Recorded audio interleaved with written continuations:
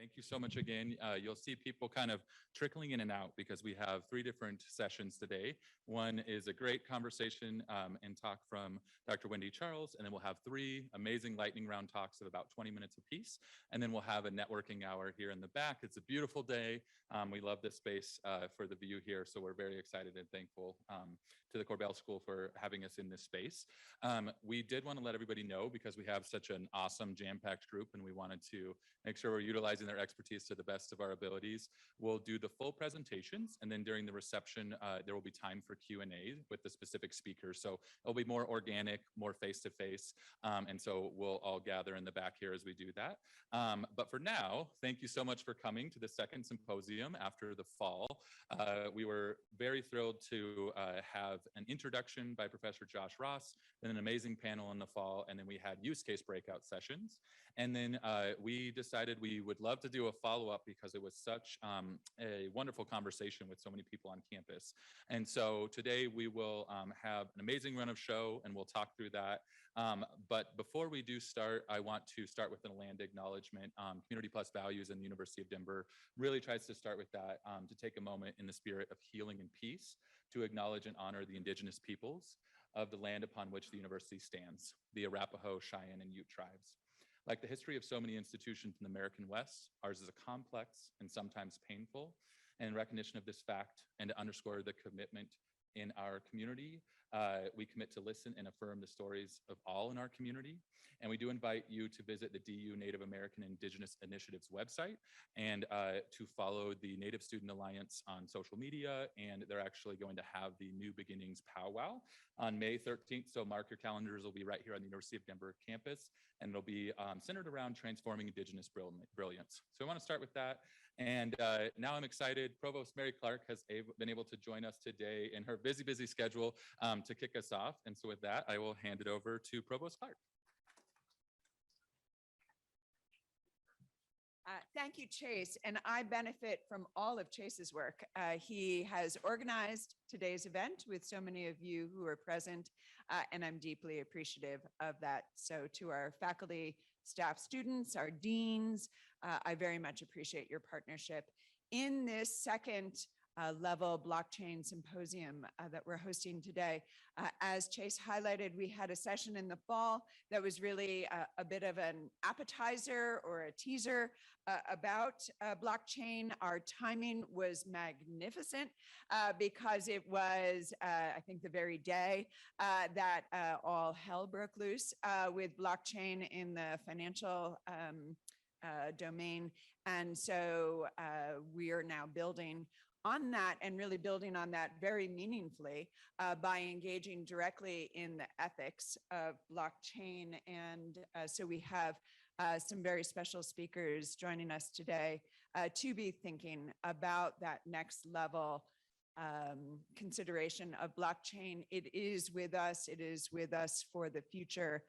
What is our contribution uniquely as the University of Denver with our commitment to the public good? What is our unique contribution to this domain? How might we shape it?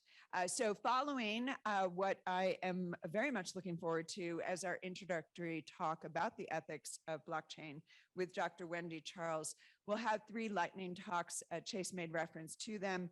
Professor Chris Coleman, who will be talking about this work, especially in the domain of arts. Matt Romo-Nichols, president of the Web3 Club. Thank you for joining us. And then finally, Will Wizard, owner of Red Road Legal, who will be talking about some of the legal implications of this, which we just began looking at the end of our fall blockchain symposium. So it is now my pleasure to introduce Dr. Wendy Charles. Dr. Charles is Chief Scientific Officer at Burst IQ and also a faculty member here at our Health Informatics and Information and Communications Technology program in University College. And so we're just so pleased to have Dr. Charles with us. And my apologies in advance, I'll be stepping out during Dr. Charles's remarks, which is really my loss, but we're so pleased to have you here. And thank you again to Chase. We just build on the foundation of all of your thought leadership and organizing talents. So thank you.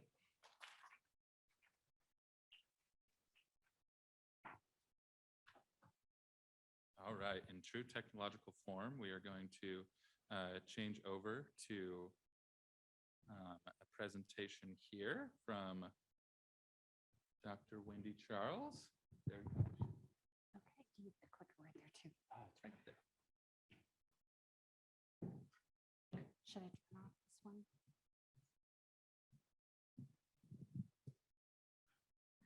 Okay, thank you so much for inviting me. I am so delighted to be joining you today, and I'm thrilled to be a member of the DU community. So I am thrilled to also talk about my true passion, which is blockchain, and to help you understand some more of the nuances of blockchain so that it can help us all move forward. So starting out, I wanted to offer a disclaimer that the views in this presentation are mine and not necessarily of my employer or of DU, that I work for a company that provides blockchain services, and I will be talking about the work that I do, but my goal is not to be promotional. And I have lots of pictures in this presentation, some of which I drew, some of which I got from Google. I just wanted you to know for any of the images I got from Google, they are intended to be educational, not necessarily representative. So I come from a diverse background, and I thought it would be helpful to provide a tidbit of my background so that you can understand where my perspectives come from. So I have a PhD in health information technology with clinical science with a focus in health information technology. And so I treat blockchain as a form of health information technology. And I have almost 30 years of conducting clinical research, and I work full-time for a company that designs health blockchains. And so my focus then is, how do we utilize blockchain as a complex technology?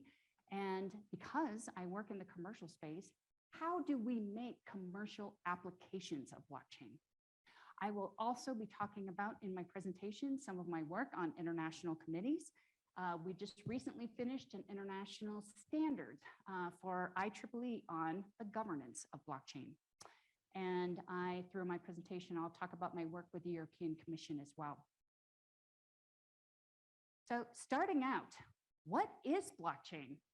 Because this is such a difficult question, I thought I would start with some cautions. So I am asking the audience, many of you have heard of blockchain or have some familiarity. I'm asking you to keep an open mind about the blockchain features and recognize that there are many types of blockchains, and also that blockchains are constantly evolving. So some might say, well, gosh, you talk about all this work that you do. Why haven't I heard more?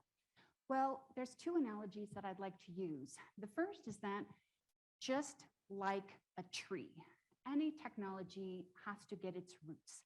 And a lot of the work that's being done is being done so-called underground or in pilot stages, or that people are just developing a firm foundation, and then we'll talk more about the products that they release. Also, it's valuable to know that within a commercial product, that blockchain is only 10 to 15% of the architecture stack. And so companies may not feel that they need to talk about the underlying technology for their architecture stack. And in reality, consumers only care about how the technology works. And they don't necessarily ask about, well, what server did you use? Or what cloud service provider do you use? They just want to know that the technology works. And quite honestly, for us, our work at First IQ, many of our customers don't even tell their consumer base that they use blockchain because they're worried that their consumer base would be confused. So that's why you may not have heard as much, but I hope that with my presentation, you really see how much is going on. So now we'll address the issue, what is blockchain? And it's important to know that there is no single or correct definition of blockchain. And actually, if you ask 10 different blockchain experts for a definition of blockchain, you will receive 11 different definitions. On the IEEE committees on which I served to create standards, they had nothing but blockchain experts from around the world. And we had debates that looked just like this. Hour-long, drag-out, knockout debates about the definition of blockchain. In fact, that looks an awful lot like me. So let's break down some of these concepts so that we collectively as a group can move forward. So first, many people associate blockchain with cryptocurrency, but blockchain is so much more than cryptocurrency. And these concentric circles tell a story about how, yes, Bitcoin is a form of blockchain, and cryptocurrency includes blockchain, but blockchain includes so much more. And approximately 3 years ago, of all of the products being developed that included a blockchain, only 15% were developed that included a cryptocurrency underlying. That means 85% were designed to encompass blockchain capabilities that didn't include crypto. And ultimately, a blockchain is really just a database. So as we move forward together, and I offer recommendations using the thumbs up, it's valuable for us to make sure to separate the concepts of blockchain, which is not even any one thing into itself. It's a set of tools and technologies that happen to have some common features. And it's ultimately, they're all ultimately forms of databases. And crypto, people don't realize that the word crypto comes from what is hidden. And it refers to the growing set of cryptocurrencies or digital currencies. So the best way to move forward with the definition is to really focus on the features of what the collective body of blockchain can do. So as we go into these commonalities, it's valuable to point out some of these common features. So the first of which is that blockchain is based on creating a ledger. Old-fashioned accounting used ledgers. Those of us who work with audit trails see ledgers. You add an activity, it creates a line on the ledger. You make a change, it creates a line on the ledger. And so that's how data are added to the blockchain.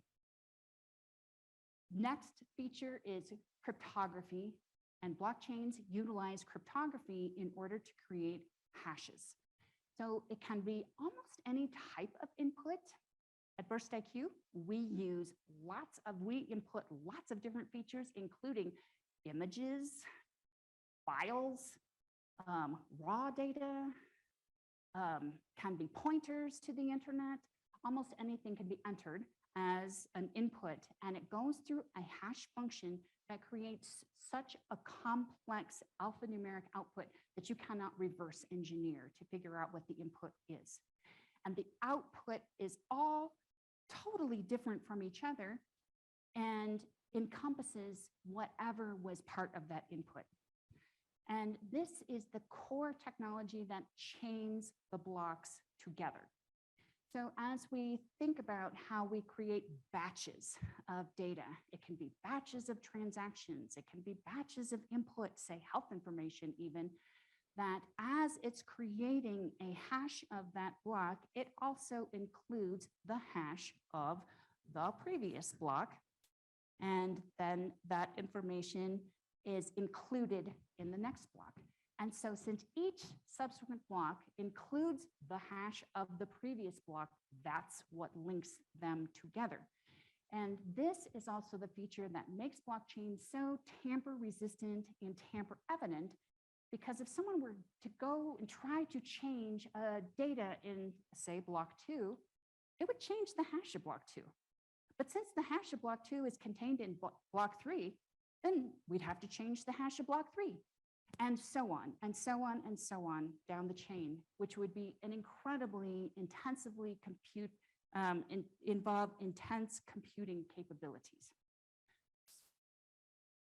And the last common feature of all these blockchains is that storage is distributed. Instead of having a central database that we log into and we all access information in the same place, instead we use multiple servers that are called nodes. And these nodes can all talk to each other so that there's no single point of failure. This is how we get the term distributed ledger technology.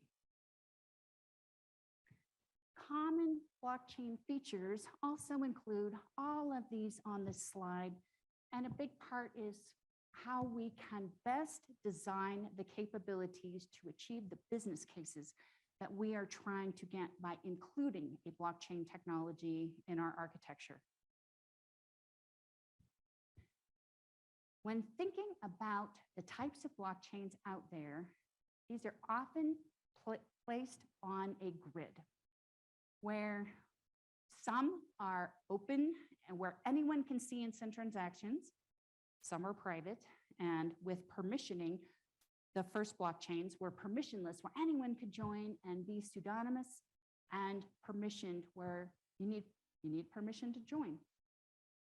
And today, still, there's so much focus. When people talk about blockchain, they tend to focus on the components that are public and permissionless. But blockchain is so much more than that today. In fact, there are over 1,000 platforms, not just the public and permissionless ones that were among the first. In fact, the nature of blockchains completely covers the grid in all different aspects, and some would straddle the lines. So we are facing an issue today where where blockchain platforms don't fit uniquely in any category or in any bucket.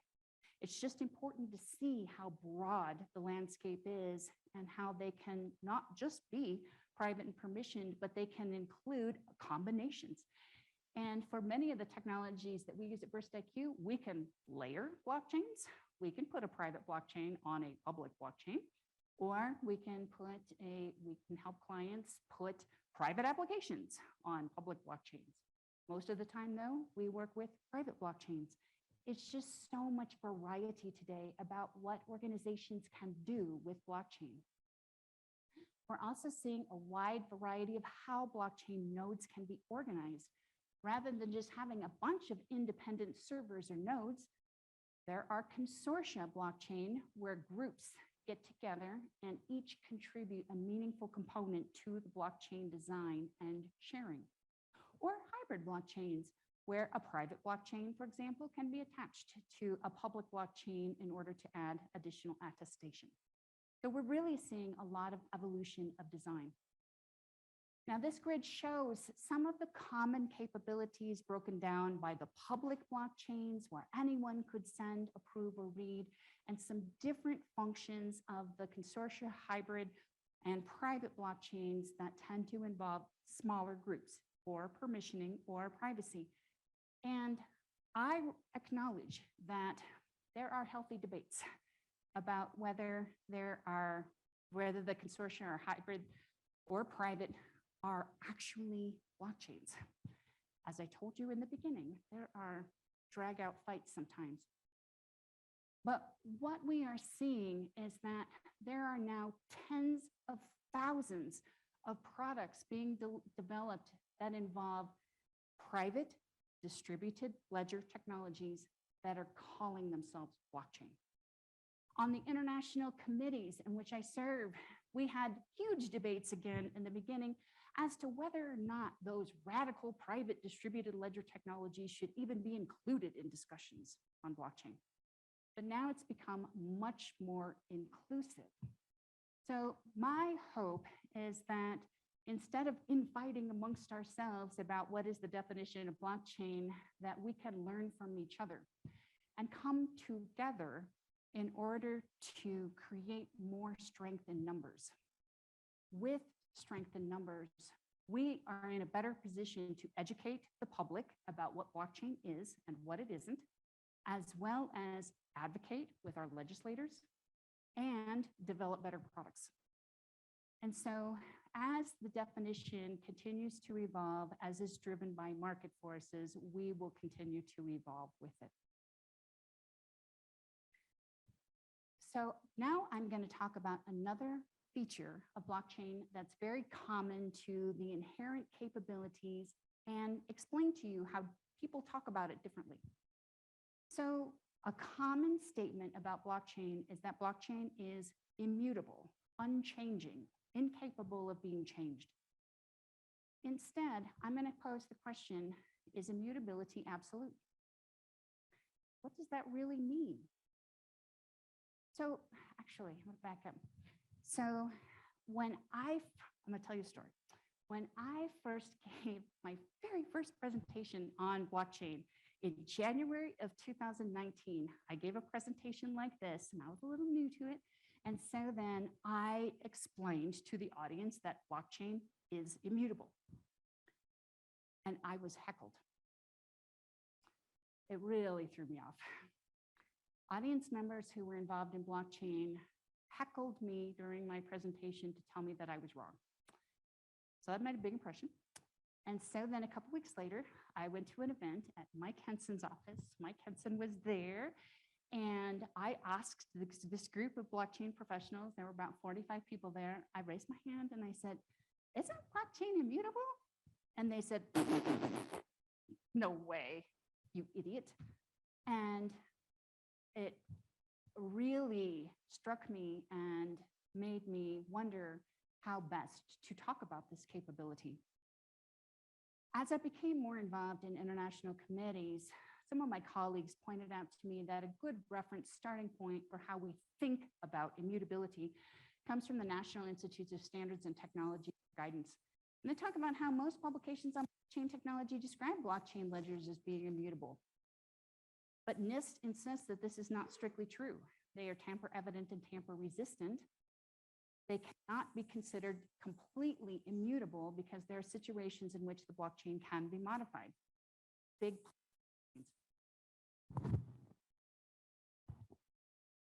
And so today, when I interact with people, I say, what do you really mean when you say that blockchain is immutable? Do you refer to the concept that it has very strong capabilities and that the ledger is inherently tamper evident and tamper resistant? Or do you mean carved in stone and will last forever? When people say, oh no, blockchain will last forever, I say, okay, how long is forever? 5 years? 10? What will we even recognize blockchain 10 years from now? You know, if we were involved in a blockchain conference in 2013, would we even recognize what it is today? If we think 10 years into the future, will we recognize what it's become? How do we know what the technology will be doing and what it will be capable of, especially during the era of quantum computing? Well, we have different mechanisms for hashes at that time. So, and in healthcare, we can't store data forever. We don't want to. And so we deliberately design our ledgers so that they can be archived.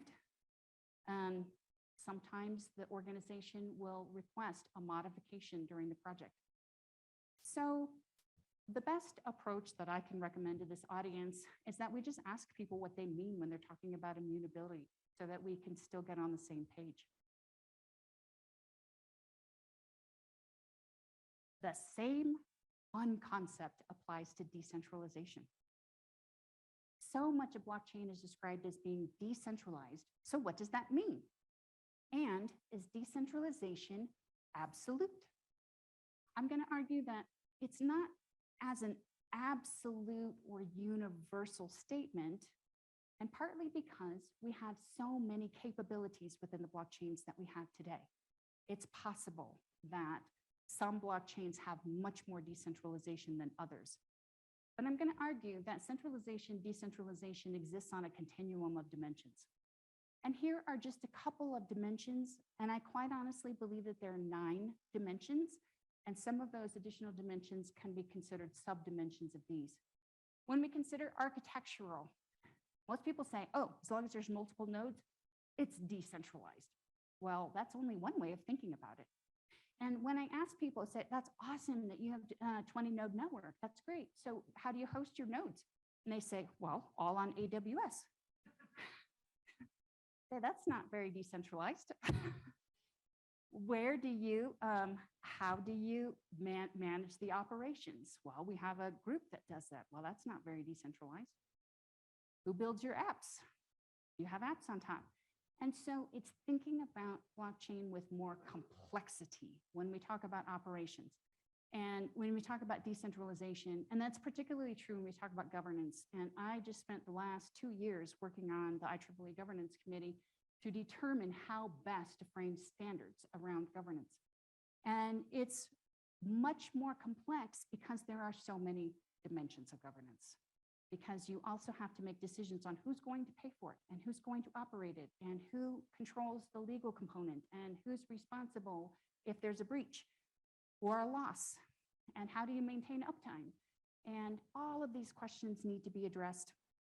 And so it just becomes more complex. So as long as you can consider that decentralization is just more complex than the number of nodes, then we can come to, again, more commonalities. So the last feature I'm going to talk about with some blockchain components involves smart contracts. Now, it's valuable to know that smart contracts are not contracts and they're not necessarily smart. So these are cloud-based code-based programs that execute automatically when certain terms are met, and they can have many benefits for the middleware and the layer of communication. We at First IQ can implement up to about 20 layers of smart contracts in order to achieve governance using code. And we also use smart contracts to manage permissioning. So there's lots of different capabilities. I just wanted to put this term out there so that you are familiar with it as it comes up later. Okay. So since most of you are familiar with cryptocurrency, I'm going to talk about some use cases of blockchain that do not involve cryptocurrency so that you can become aware of how broadly this is accepted today. Here are just some basic stats, and I provided the reference source at the end of each of them. Yeah, from 2022 to 2030, the worldwide blockchain technology industry is expected to grow at 85.9% compound annual growth rate.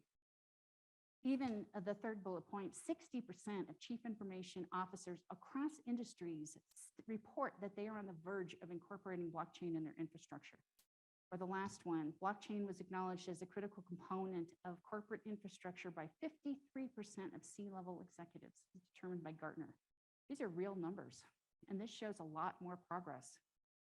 In fact, of the top 10 companies using blockchain today, you can see like Adobe.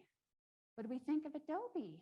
Adobe's using Ethereum, and they are the top blockchain user among corporates today. And you'll recognize many of these other names. Anthem uses Hyperledger Fabric. So there's a diversity of blockchains that are being used by these corporate entities just to show how broadly this is becoming accepted.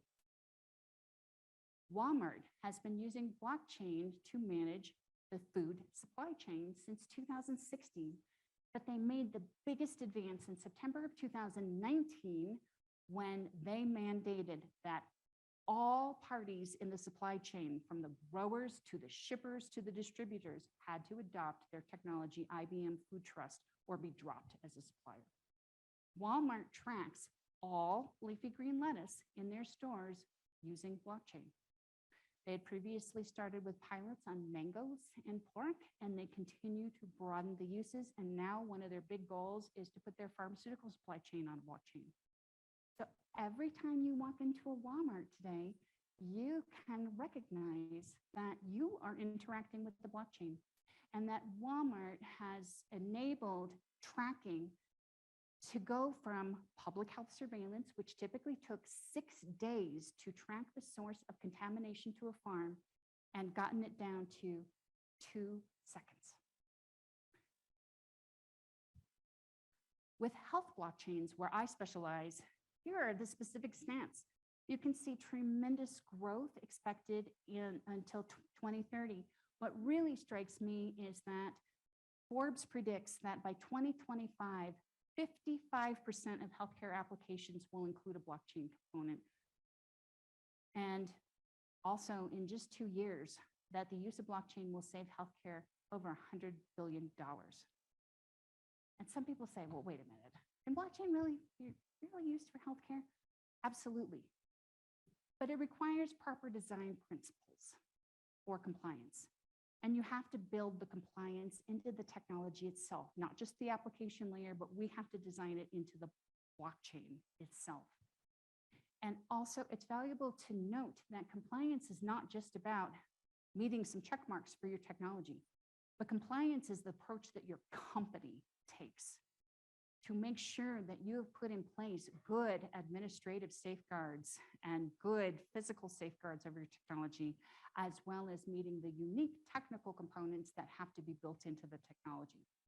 So I'm going to share with you some of the work that I do instead of just telling stories from the internet, so that I can relate most closely and be able to answer your questions at the end of this session. So the first is, governments are very involved in technology, and I'm only going to talk about the ones that I am involved in. In 2022, the Canadian government convened a panel, and I was actually the only American invited to serve on healthcare working group.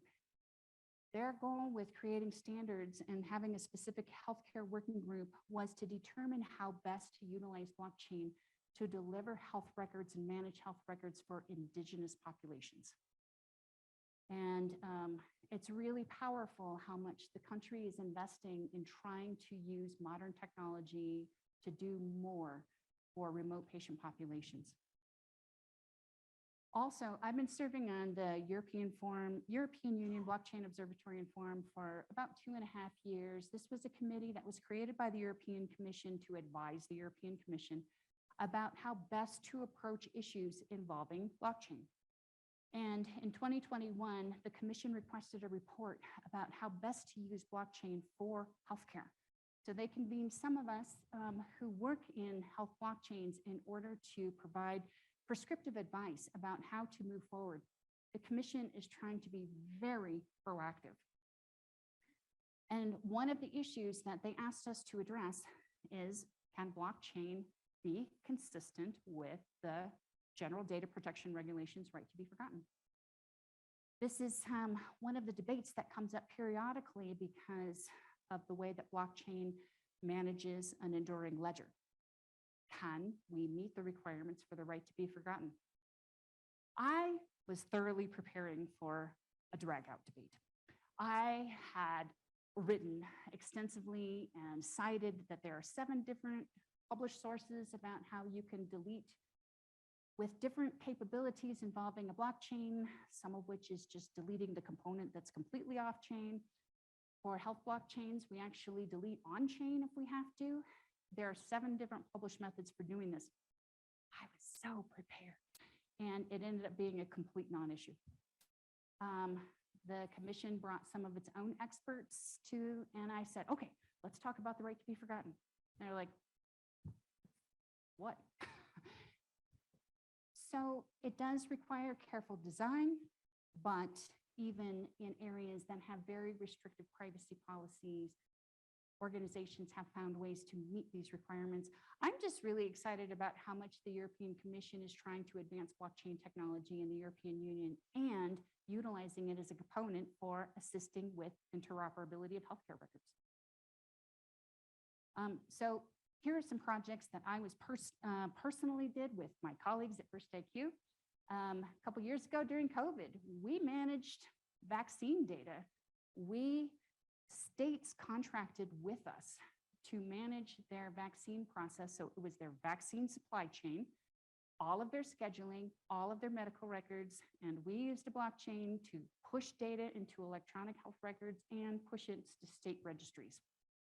So also, I got to work on a project. The NIH came to us in 2021 and asked us to manage a process of storing molecular compounds on a blockchain to manage with the granular consent, so very fine-grained consent contracts or smart contracts in order to create drug synthesis.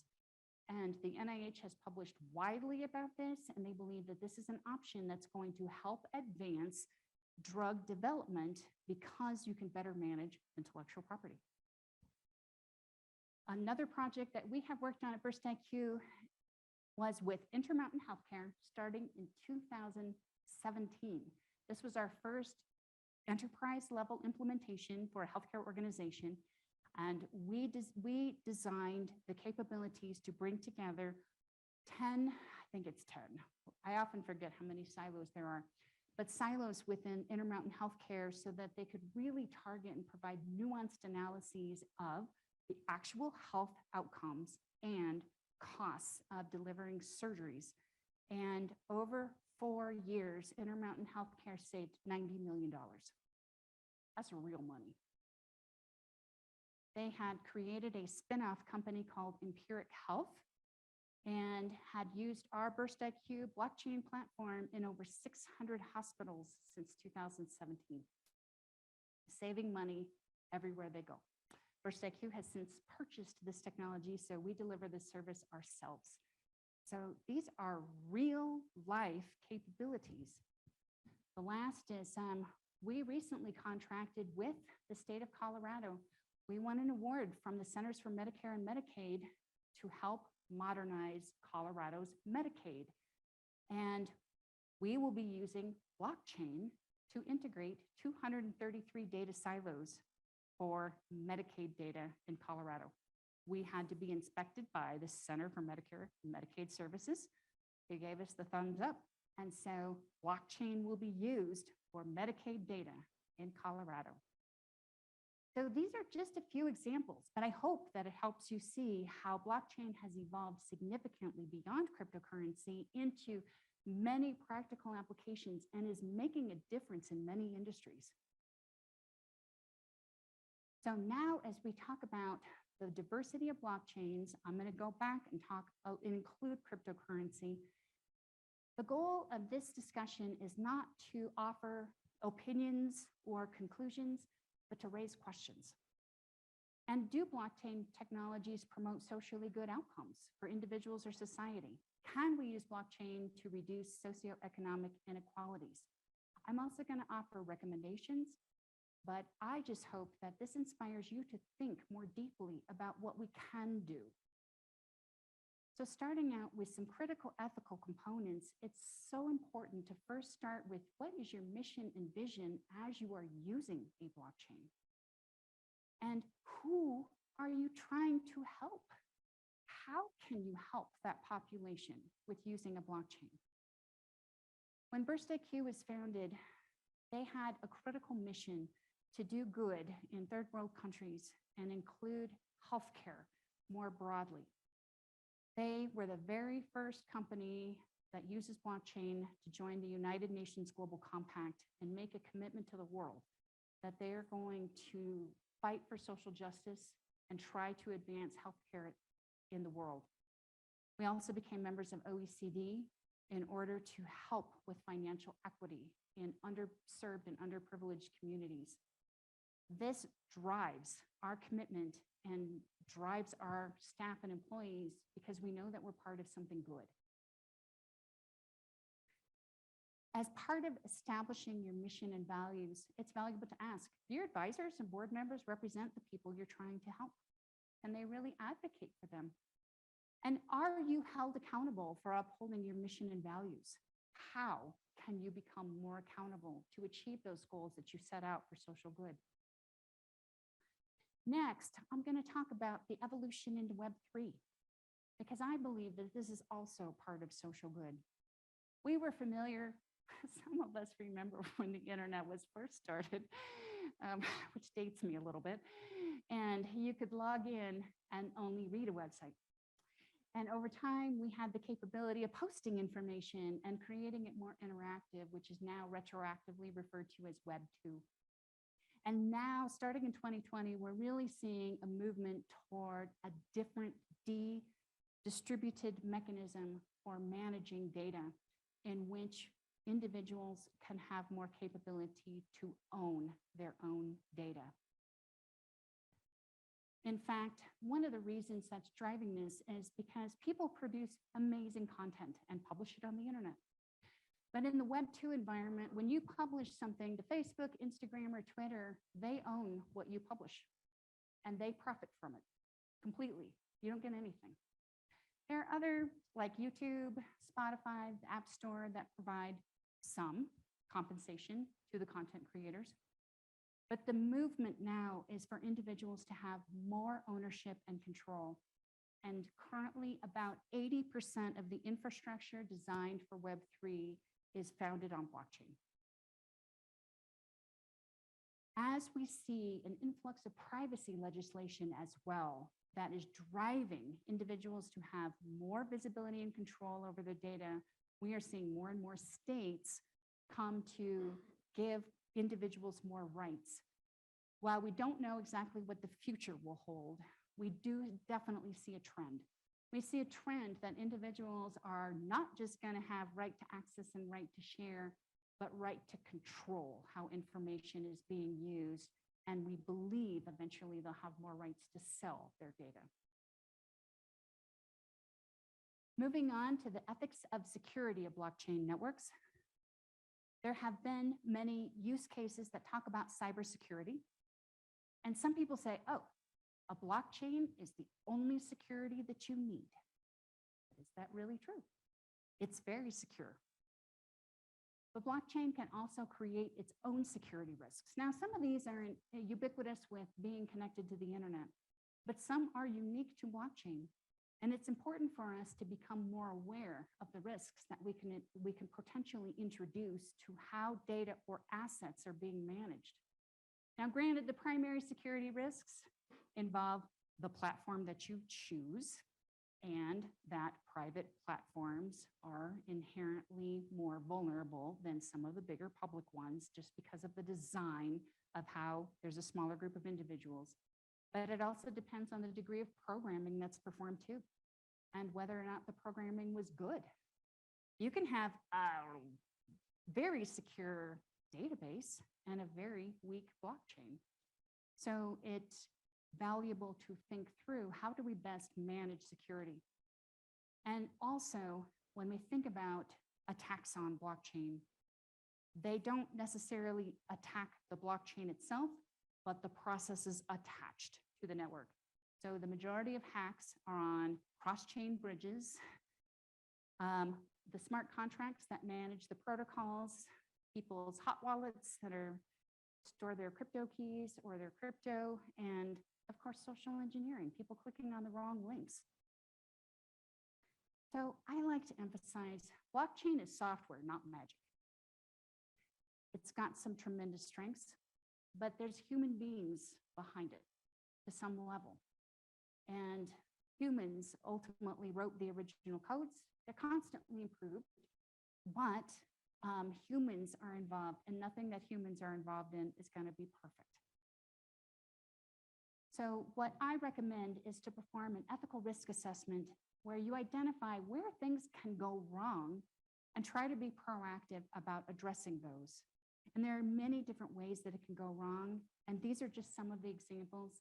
I provided an example of the Blockchain Ethical Design Framework for Healthcare, which is a document that I worked on with the Government Blockchain Association, where we provide a framework that individuals can use and adopt beyond healthcare as well, in order to understand, what do we need to know? What can go wrong so that we can be more thoughtful and proactive? And also use ethical software manufacturing practices. It's not just programming, it's programming that involves people's assets or people's data as part of the architecture stack. And if you are doing anything regulated, it has to be designed with privacy and security by design. And at Burst IQ, we hire white hat hackers to help us, and they perform penetration testing and try to break into our network because we feel responsible, because we need to know where our vulnerabilities are and we need to address them. And more organizations that use blockchain are pursuing certifications. We have SOC 2 Type 2 certification. We've had it for 5 years. Other blockchain organizations are also getting high trust certifications. Some that provide services to the federal government also get FedRAMP certified to meet the security requirements. And so my last ethical consideration is that it's valuable for us to consider blockchain trust differently. Blockchain itself can offer many features, but blockchain didn't cause the FTX fraud. But when FTX happened, we all saw that blockchain was implicated too. It wasn't blockchain. It was bad business practices. And so the only way we can really sustain trust is with ethical behavior, knowing that trust originates from ethical design and behaviors. Going into the financial components, which some of my colleagues are going to talk about in greater detail, absolutely blockchain is having a huge impact financially, not just with cryptocurrency, but the way banks are using different forms of blockchain. And it's expected that the blockchain industry will be worth $163 billion by 2029. Of course, banking has the greatest role among blockchain industries, but now cryptocurrency is becoming much more widely accepted. These are just examples of industries that accept cryptocurrency as payment. And as we talk about payment, how do we help people who don't have a bank account and don't have the capabilities to generate payments as effectively? This is a graph that shows areas of the world where the percentages of adults that have an account with a formal institution are very low. And there's been a lot of questions about, can cryptocurrency help? Can we reach them with using peer-to-peer networks? Well, it's possible that peer-to-peer networks will be effective, but it's also valuable to consider that our primary goal of doing that is to address social and economic inequities. But giving someone a cryptocurrency account doesn't put more money in the bank or their account. And is it appropriate for people who have often minimal financial resources to encourage them to invest in something speculative? In fact, the US Treasury reports that the cost of financial services are higher, not lower, for cryptocurrency transactions than banking. So it's just a valuable perspective as we're trying to help individuals and achieve better socioeconomic balance. So my recommendations are that we as a community can do a lot more to improve financial education and financial literacy. And if someone really does want a peer-to-peer capability, to encourage them to pursue cryptocurrency that has more stability or lower cost transactions, or both. Okay, we can't talk about crypto without talking about the hacks. So it's just valuable to know how the hacks have played out over the years, with 3.8 billion stolen last year. Where is it typically stolen? You can see in this graph that in 2022, the majority of hacks were on the decentralized finance protocols. Most of those were on blockchain bridges, such as cross-chain bridges, but also hacks of the smart contracts. So we're not going to prevent hackers, but we can implement more ethical approaches to how we protect assets. So along the lines of security, it's always important to perform good code testing and really test your system against simulated attacks. There are fantastic tools to monitor transactions for suspicious activity and to build automatic processes that can pause protocols. And some people have said, well, I don't want my network to go down. But is it better to create a brief period of inconvenience or to address the loss of all of the assets in the network? So it's just important to consider how we can be more ethical in our approaches. And we can't talk about ethics without talking about the environmental considerations.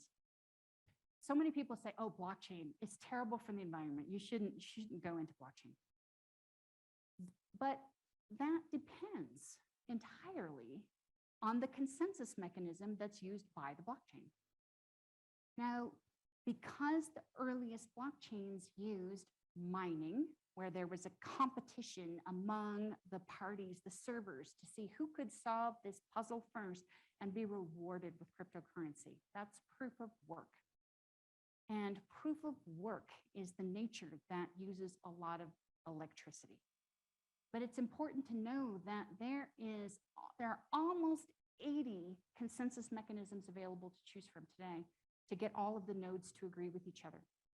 And those who are familiar with Ethereum, remember the big merge in September of last year when Ethereum converted from proof of work to proof of stake and greatly reduced their electricity. And in healthcare, we use proof of authority. And because healthcare involves parties that we have contractually trusted with, we have an extremely efficient and low-cost mechanism for getting the nodes to agree with each other. So let's understand this Bitcoin mining operation a bit more. When you hear about a mine, it's just that they have a pooled resources or have established many of the processors in order to mine. In fact, in the United States, it's believed that there are 34 large-scale Bitcoin mining operations as identified by the New York Times. And this is the largest mine. It's Riot Platforms mine in Rockdale, Texas, that uses about the same amount of electricity as the nearest 300,000 homes.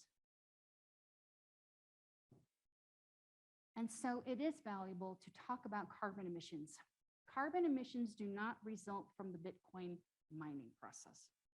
They result from using fossil fuels to create the electricity that powers the Bitcoin mining operations. But it is valuable to note that Riot Platforms generates almost 2 million tons of carbon emissions every year based on the electricity that they use. When Ethereum changed through the merge, they had a 99.9% reduction in energy consumption, which is a much more sustainable approach. And it's valuable to create some comparisons. How many terawatt hours are used by proof of stake Ethereum now versus YouTube? No one talks about YouTube when we talk about energy use. It's just valuable to put this all in perspective. So for conclusion about environmental issues, it's just valuable to note that any impact to the environment is dependent on the nature of blockchain that's being used, specifically the consensus mechanism that's being used, and the extent to which electricity is created from fossil fuels. So I hope that this audience can take away, we have an opportunity to learn more about energy sources and operators, and that the brilliance in this room can help us create sustainably sourced energy. So now I am really eager to hear the speakers that are following me. And after those speakers are done, I'm gonna come back briefly and talk about how to get involved.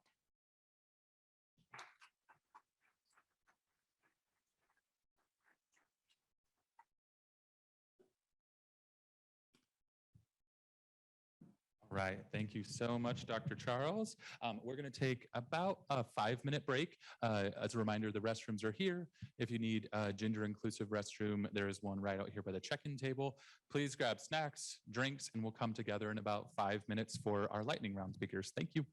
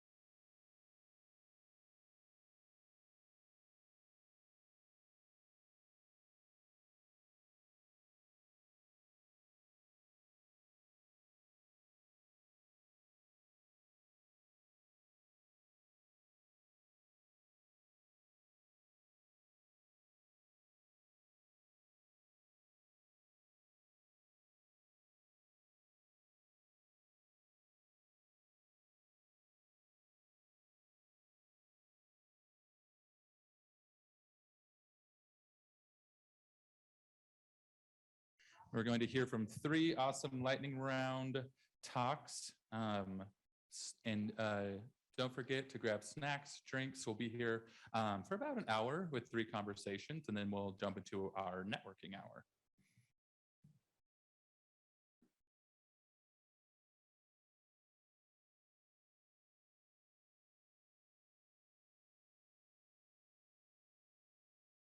All right, so thank you again, Dr. Charles. I do want to give you one more round of applause because that was so good and really, really helpful to hear. So now we're going to do 3 lightning round talks. They'll be about 20 minutes apiece. And again, as you're hearing people speak, we'll have the networking hour and conversation afterwards. So please do keep track of questions that you might have. All of our wonderful speakers have agreed to be there, and thank you so much for your time. And without further ado, I'm going to introduce Professor Chris Coleman here, who will be talking from the College of Arts, Humanities, and Social Sciences about arts after the NFT storm. So, Professor Coleman.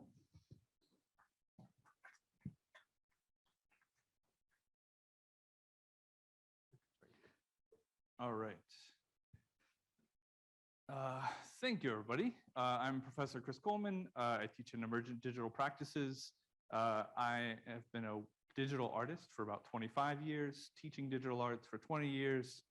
I've been collecting digital art for about 15 years. Of course, a lot of things changed just a couple of years ago.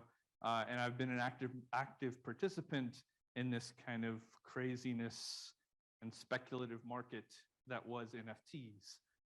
That includes collecting more than 6,000 artworks in the last 2 years and selling several thousand of my own.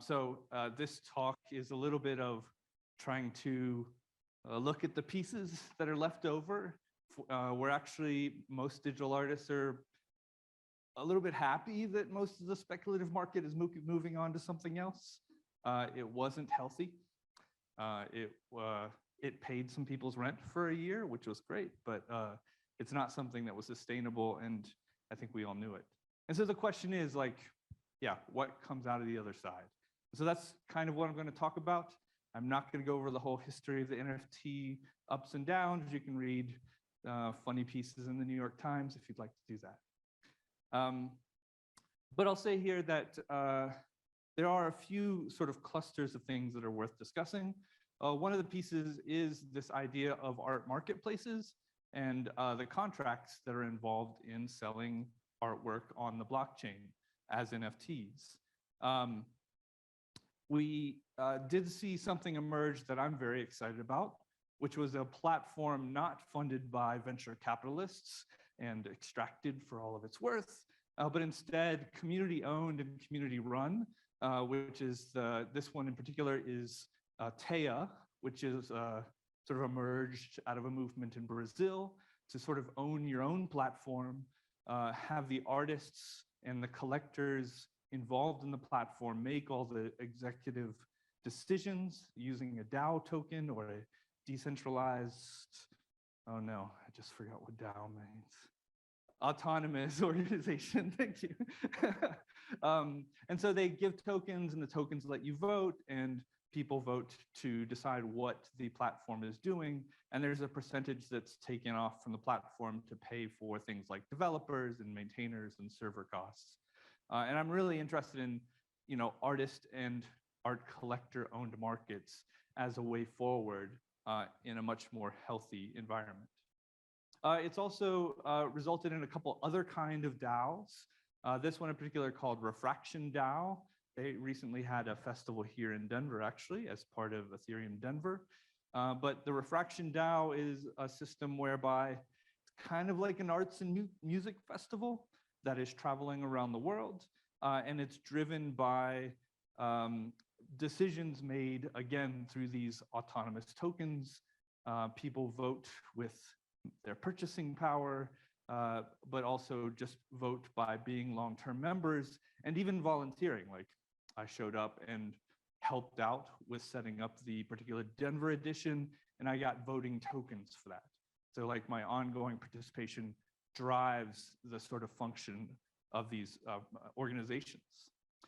And Refraction is really interesting because they're commissioning new art, music, and performances from different cultural institutions and individual artists to keep this movement going and to make something that maybe couldn't emerge if you're talking about a normal kind of music festival, which is driven by large-scale record companies and their various interests. This is like direct from the artists. I think another prominent example is Friends with Benefits, which is out of the San Francisco and LA area, but they're also running around doing lots of fun parties all over the country. But an idea that you buy into the DAO, you agree on things that you want to do, social activities is really their focus, and they just throw amazing parties where all the members get together, and everybody has sort of like fundraised this through the lens of the DAO itself. I think another huge change that's come about is the fact that as the markets have collapsed, all of the sort of sense of exclusivity really dropped out of the platforms. Platforms like Foundation quickly found themselves, instead of being a highly curated, very controlled space for whether or not you as an artist could put your work there, quickly slid to anybody can post anything here, and we hope it's good, and you can find something good if you want.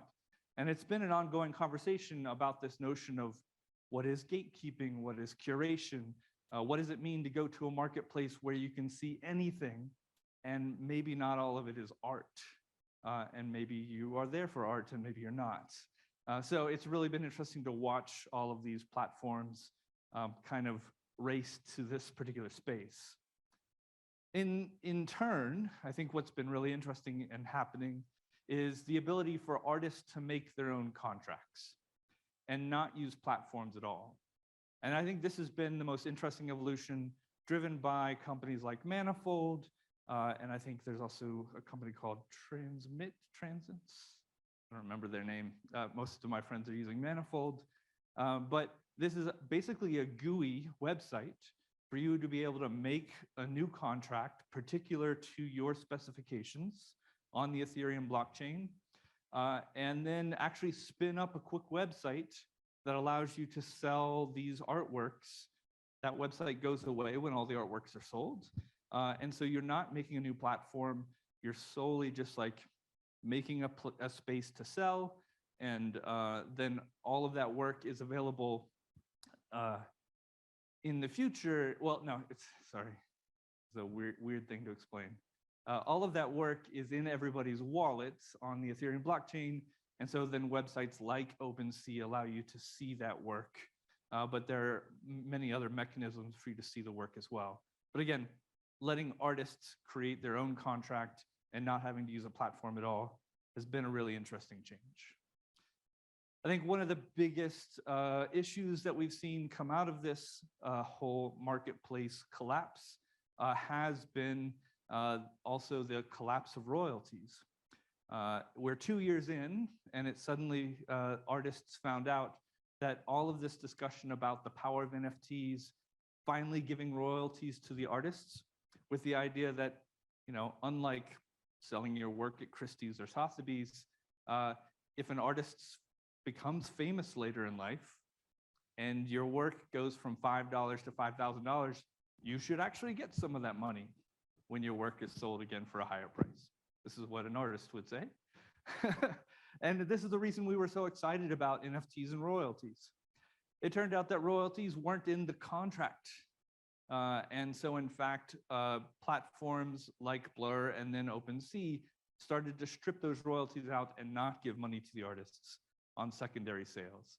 And it's been a really uncomfortable space and moment because again, new companies came into the space.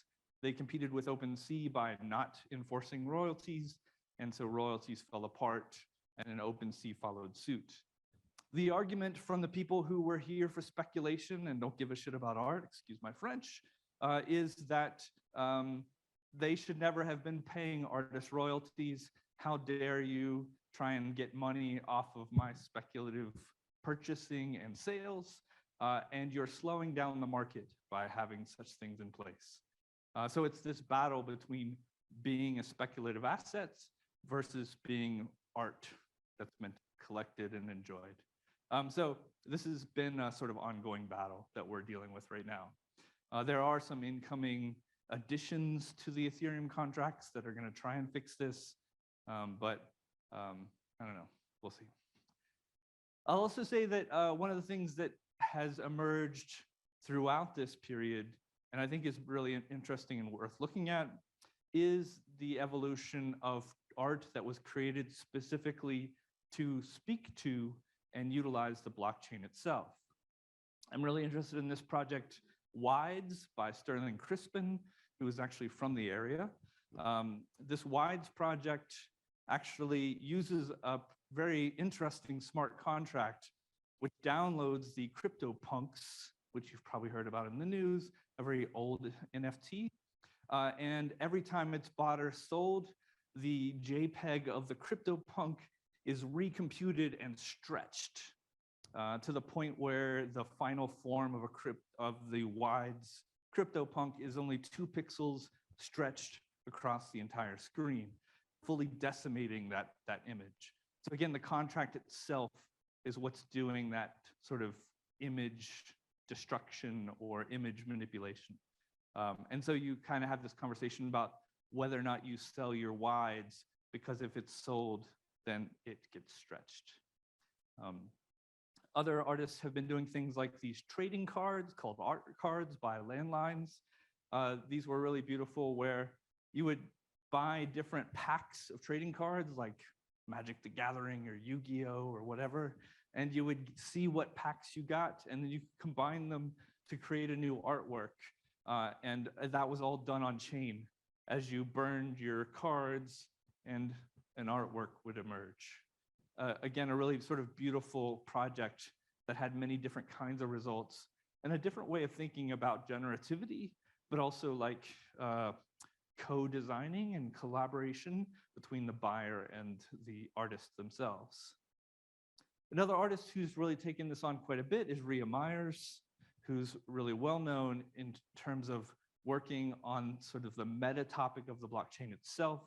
Rhea is actually selling this, which is the null address for the Ethereum blockchain, with the idea that, you know, at this particular address, which nobody can ever own, are a whole bunch of code messes. So like when people write smart contracts and they mess something up and the computer spits out a whole bunch of zeros instead, there's a whole bunch of things that have been sent to this address.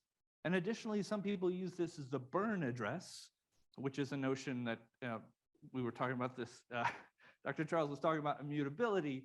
You can't erase an NFT from the blockchain, but you can send it to an address that nobody ever can see or look at. It's known as a burn address. So this is also a burn address for some people. So it's a kind of a pile of rejects exist at this address somehow. And then I think the other big change that's happened in terms of thinking about this kind of art utilizing the blockchain is that generative art, which was kind of, for a little while, the, I don't know, the special child of NFTs, which was this idea that you would almost like, you would pay for a piece of artwork, you would have a general sense of what the result might be, but your own edition of that artwork was generated when you actually purchase it, because the hashtag and the hash and the actual smart contract actually generate the artwork itself. And for a lot of this generative artwork, the code for the artwork was embedded in the blockchain. This is considered very purist because you could somehow recover the art completely from the blockchain. I think an interesting shift that's happened is, again, there's been this sort of co-authorship that's starting to emerge, where when you go to buy a piece of artwork, this is an example from something called FX Hash, where you're given a whole bunch of sliders and color options, and you can actually go in and co-author the artwork within a framework that the artist has set up. So instead of being like a lottery ticket, like you make a generative art piece and maybe you hate it, but there's nothing you can do about it. In this particular case, you can generate these artworks the artwork is set up, the artist is set up a whole framework, but you can carefully co-design with the artist to create something together. And there's something really interesting about that. And even with the smart contracts, you can make it so that the person who did all of the design in the parameters can actually be part of receiving secondary royalties afterwards, which has been really interesting. And then the last space that's been emerged out of all of this mess is new ways of thinking about ownership and archiving in terms of NFTs and art. One of the things that's been happening more and more, and these are two examples from my personal collection, where artists have sold me a sculpture and it comes with an NFT as provenance. So these artists have committed to this as a way of doing provenance, as opposed to giving me a paper certificate, which I'm supposed to sort of like keep and not lose somewhere. So this has been an interesting attachment. This is by Sterling Crispin. This particular piece is by Aria Harvey.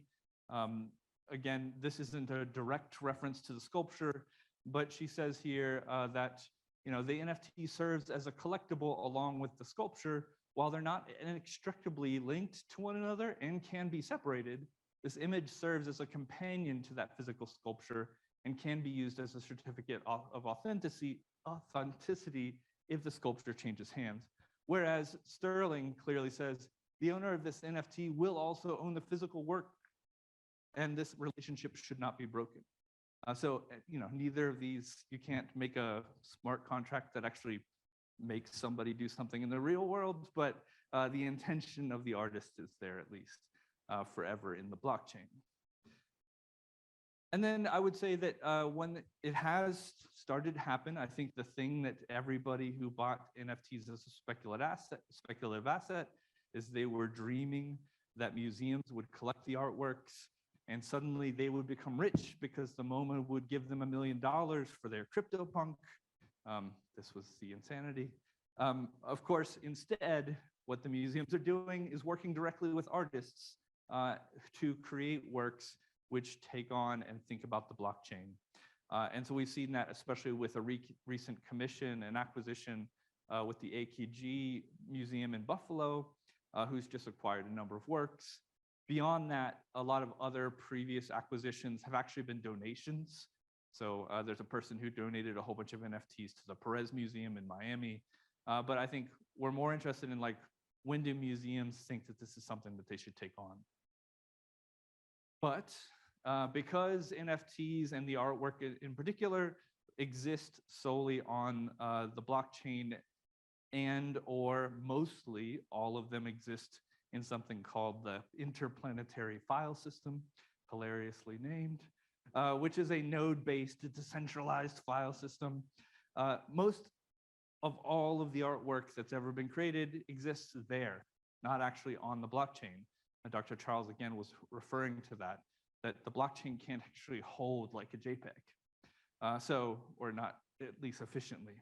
So everybody started realizing, holy crap, I have 6,000 pieces of art, and at any moment, the interplanetary file system could go down, or the platform could go kaput, and these files could go away. What do we do? How do we start thinking about preserving these? A new company, Club NFT, has started up. It's very fun, but they offer two things simultaneously. One is to be able to download all of the files associated with your NFT, which includes, an HTML with all of the text and description and other things, as well as the artwork itself, which I would call the JPEG or the movie file. But they also offer pinning as a service, where pinning is a way to tell the interplanetary file system, hey, even if that platform goes down, I care about this artwork and I want you to keep it available, which is a really interesting longer conversation that we don't have time for. There's a lightning talk and I'm talking at 100 miles a minute. I would also say here that one of the other things that's starting to happen, again, through the lens of DAOs, there's a gallery called Transfer, who's been thinking about digital art and collecting digital art for over a decade. They have added a proposal through Filecoin, but they're actually thinking about it more broadly as well, which is how do we instead of taking the load from the interplanetary file system, how do we instead disperse the load amongst the artists and collectors? And so they're projecting a way to have basically everybody that run a little NOS, that run a little hard drive in their house that has a little microcomputer in it that would basically be connected to the internet and make it their own sort of version of the file system, but that's dedicated to arts and is supported by the artist and the collectors themselves, and take that load away from companies that don't have any skin in the game. So we're really excited to see some of this stuff emerge and possibly make a better future for digital arts than when we went into this giant mess. Thank you.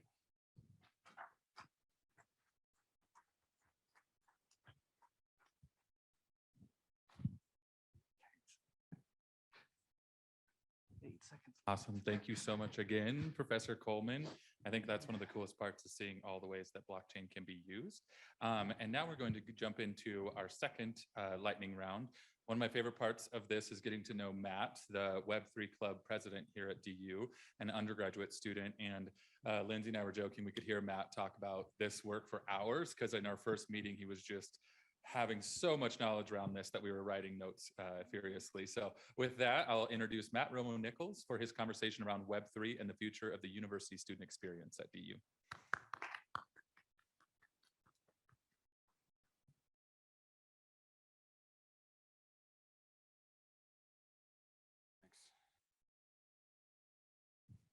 Thanks. How's it going, guys? Good. Anyway, nice to meet you all. Thank you all for coming out today. My name is Matthew Romo-Nichols. I'm the current president for the Web3 Club at the University of Denver. We founded the Web3 Club last year with Jeremy Osborne and Peter White. They've now graduated and moved on to other endeavors. Essentially with the whole idea in providing an educational playground for students to interact safely with Web3 and blockchain protocols and find out the real world implications in terms of their utility and potential applications in the future. Going a bit further, guys, my individual talk today is to be focusing on blockchain and the future university experience and how these technologies can change how we interact as an individual student, as conglomerates, and as clubs with different events and how would you say it? Other Web3 protocols that are going to continue to gain mass adoption in the near future. Going a bit further, guys, I mean, I know Professor Charles touched on this topic in terms of like what is the blockchain and understanding the key features and functionality that students can benefit from. Honestly, Professor Charles hit everything, so we don't need to touch this on the slide. It's more the last bit that I'm going to focus on right here in terms of the student benefit is the pseudo-anonymous identities that are associated with your on-chain profile. And that's going to be a huge benefit for students to be able to do essentially freely participate in these Web3 protocols without compromising on their underlying validity or personal identity as a student and compromising their own personal information. Kind of want to dive into a little bit more is breaking down the barriers and understanding the decentralized learning environments associated with Web3. So one of the key things that Web3 will provide future university students, educators, as well as educational institutions is the accessibility to global educational resources. Currently, from a graduate perspective, obtaining financing and research funding for a theoretical research grant is extremely, it's a centralized process in that you're having to source through like an individual faculty program, or you're having to work with a university, a group of individuals in terms of vetting the individual research process. And it could be subjected to discriminatory efforts as a result of race, bias, sexual orientation, the underlying validity or description of the project that's being proposed. And the idea is that through having a decentralized learning environment, such as an education-based DAO or different Web3 protocols that are put on by universities, we're able to decentralize the ability to garner and vet research projects on a university level. But one thing that's really important to note, guys, is that through these education-based DAOs, university students are able to have access to open platforms for sharing their knowledge and expertise on the subject matter. So essentially, instead of having an individual student ID, such as Matthew Rowan Nichols or Avery Hughes or any arbitrary individual in the audience, like tied to a particular research idea proposal, essentially your individual identity could be tied to a hash, as Professor Charles was saying. And essentially that hash has no identifying features of that student, their undergraduate or graduate classification status, their major, potential other underlying characteristics that could deter that particular group from obtaining funding in the future. So the one thing we try to really focus is the role of the information gatekeeper within academia, in that historically it obviously evolved from the church to the government to mainstream media sources in terms of how is the general public able to access this transactional information on a day-to-day basis. So what we really try to do here is through these educational DAOs and through decentralizing the education process on a university level, we are able to essentially democratize and remove the influence of information gatekeepers within society. And that's really an important thing, is that information and education is awesome. I mean, you're going to be learning about things all day, every day, and I don't think it should be subjected to an individual country or ideology that has access to that information. So one thing that's really interesting is that once, again, a lot of these ideas of academic-based DAOs and decentralized learning environments are purely conceptual right now. However, in theory, many of these learning environments will be interoperable in that we could have a University of Denver-based DAO that allows for individual research projects that start in the University of Denver and allow for cross-institutional collaboration with other Colorado universities, national universities, and international institutions that individuals can take advantage of.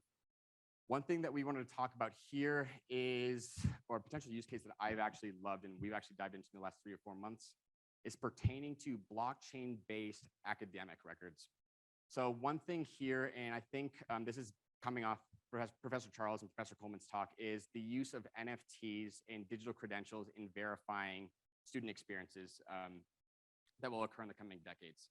So little fun fact, as a club last year, what we did was we went to ETH Denver, which is the world's largest Ethereum conference. It's held in Denver every March, February, just depends on like the logistical hurdles that the developers have to overcome. But great conference, highly recommended every single year.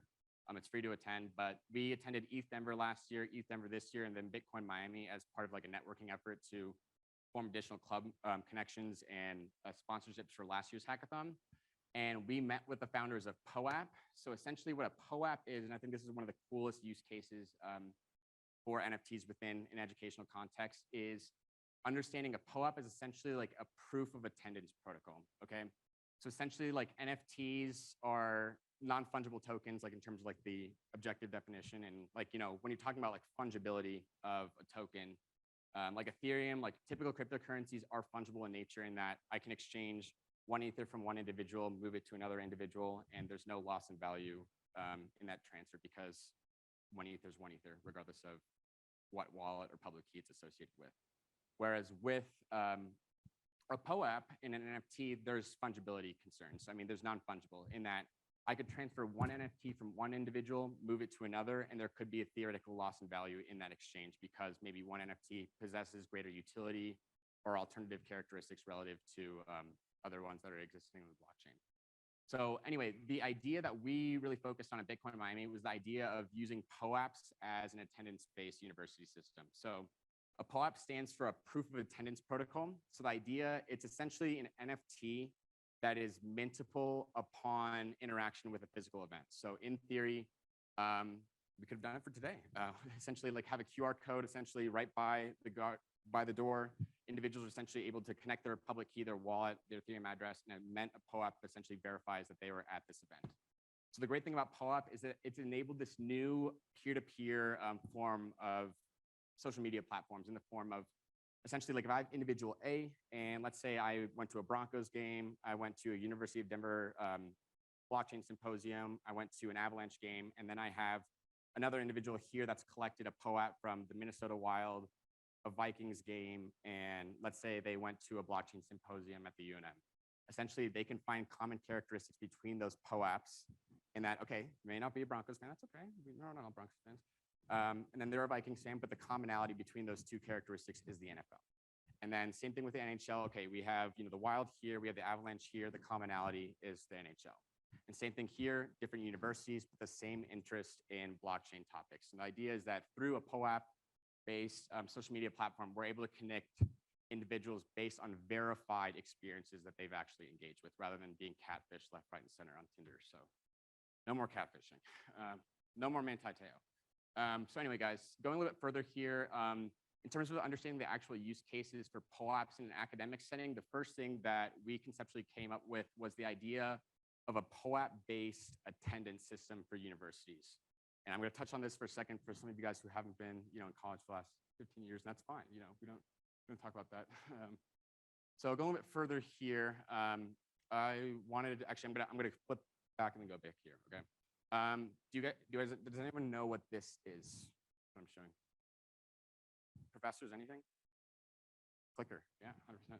So anyone that's been in a lecture-based academic setting understands that it is extremely unfeasible for a professor teaching 200 individual students to accurately take attendance on a lecture hall, because of the fact of, I'm going in, everyone comes in, okay, click A if you're here in the class, great. And you look in the audience, there's 40 people there and there's 200 responses associated with people sitting in class. I'm like, that, math isn't mathing right now. So the idea is that essentially, I'm victim of this. I can say this freshman year. But essentially the whole idea is that through a POAP-based attendance system, you're able to essentially tie attendance for each student without compromising on their underlying identity to the number of POAPs that they've collected in an individual class. So essentially, POAPs are limited based on the number of POAPs that can be essentially minted per address. So from a university perspective, you could associate my student ID, like my 873 number or my personal identity, to this hash value. Okay, and obviously from an on-chain perspective, if you were to see that hash value, there's no way to correlate that to my physical identity because there's no identifying features that are presented. So the idea is that essentially the professor on their perspective could see individual IDs that are associated with each student and the hash values that correlate to that student ID, and then see how many POAPs are minted associated with that public key. So for example, at DU, we have 2 classes every week. It's the bi-weekly quarter structure. So if we had 1 NFT that was minted per class in a given quarter, in theory, if you had 100% attendance, you should have 20 POAPs minted by the end of the year or the end of the quarter. And essentially what the teacher could do is essentially he would see a ledger associating every student ID with the hash value and how many POAPs have been minted with that correlated NFT. And essentially determine a final legitimate attendance value without dealing with multiple responses associated with saying you're in the building, but you're not actually in the building. So a really cool use case for you guys. Sorry, but this just got moved the timer on my slide. So one thing that's really important to understand here, guys, is going back to what Professor Coleman and what Professor Charles were talking about is ownership of your own data. In existing Web2 protocols such as Instagram, Facebook, Twitter, obviously, these existing big tech giants maintain complete ownership of your data, and that's one of the ways that they monetize and they generate revenue as platforms, obviously through the exchange of personal data of individuals. So the whole idea is that by enabling these Web3 platforms and enabling individuals and students to take back their own ownership of their own data, we're essentially able to provide a student-centric experience by students being able to control their data on any arbitrary circumstance that they interact with on a university level. So one thing that's really interesting to understand is, and a really big challenge in terms of implementing blockchain within academia, is establishing a universal standard in education credential verification. So, they talk about interoperability between one educational institution to another, and creating a universal standard in terms of if we are to create these decentralized research DAOs that essentially are channeling funds into these research projects through a non-discriminatory manner, what are the avenues and rules that are created to govern these potential systems that haven't been created in theory. So one thing that's really important to note is that also we view, or I mean, personally, again, I'm not reflecting the university's view, is that essentially the future university experience on-chain is going to be through essentially an on-chain profile that is updated through engagements and experiences that an individual student will engage with throughout their university experience. So for example, you would come into the University of Denver, have your 87 number, and essentially have an additional identifying factor such as that hash that is tied to your individual student ID. And as you engage throughout your university experience, you're able to go to different field trips and attend different conferences and attend just different events throughout the city and essentially form a profile through your GPA, the activities that you engage with on campus, as well as being able to verify your academic credentials on chain. So that way, when you guys go to transition out of the University of Denver and move into a professional setting, essentially you're able to verify your GPA, your underlying academic and professional credentials without having to essentially lie. And essentially it'll help both the employers in terms of vetting their individual, the talent within the university context, as well as it'll help university students in terms of projecting and legitimately verifying their university credentials when they go to apply outside of a university context. So going a little bit further here, one thing I really want to talk about is the mass adoption of blockchain technologies in academia in relation to artificial intelligence and chat boxes such as ChatGPT. So one common misconception associated with the mass adoption of particular technology is the chasm. So obviously right here, in terms of like the context of blockchain and cryptocurrencies, I believe we're kind of right about here from a regulatory in terms of like a mass adoption perspective. You have the weirdos in their basement that are mining Bitcoin back in 2010, 2009, reading the white paper. Then we have everyone here that cares enough to be here. We have the chasm, and then we have the early majority, late majority, and laggards. And the thing social media is understanding we're right around here in terms of the adoption curve. Now, the one thing that's really interesting to talk about, and I never actually really considered this implication until a few weeks ago, is understanding, you keep hearing about this terminology in Web3, like how do we onboard the next billion individuals? How do we onboard the mass adoption, these potential global use cases of blockchain to where we're not having to explain to people like the underlying utility of blockchains. They just fundamentally understand it. Same thing with a car. Like people don't understand how an engine or like the technical functionality of a car, but they just know that I'm going from point A to point B in a far more efficient manner than if I'm walking. And that's really fundamentally, that's all you need to know. So one thing we need to talk about is the fact that when you talk about like ChatGPT and like AI applications, there is no terminology in use of the word of like onboarding a billion users because it's automatically intuitive. You understand the inherent value of ChatGPT, the ability to synthesize information rather than just being recommended the most relevant articles, taking these articles and generating the most relevant information. People don't need to be sold on the idea of more efficiently, synthesizing information. Whereas I think with blockchain and Web3, you're having to kind of poke people a little bit more in terms of like having to understand the value and understanding the utility. And essentially you have all these outside noise from FTX, centralized exchanges, Gemini, that are all failing last year. And that essentially contributes, it detracts from the underlying focus and utility that's being presented from the technology. So really important to note.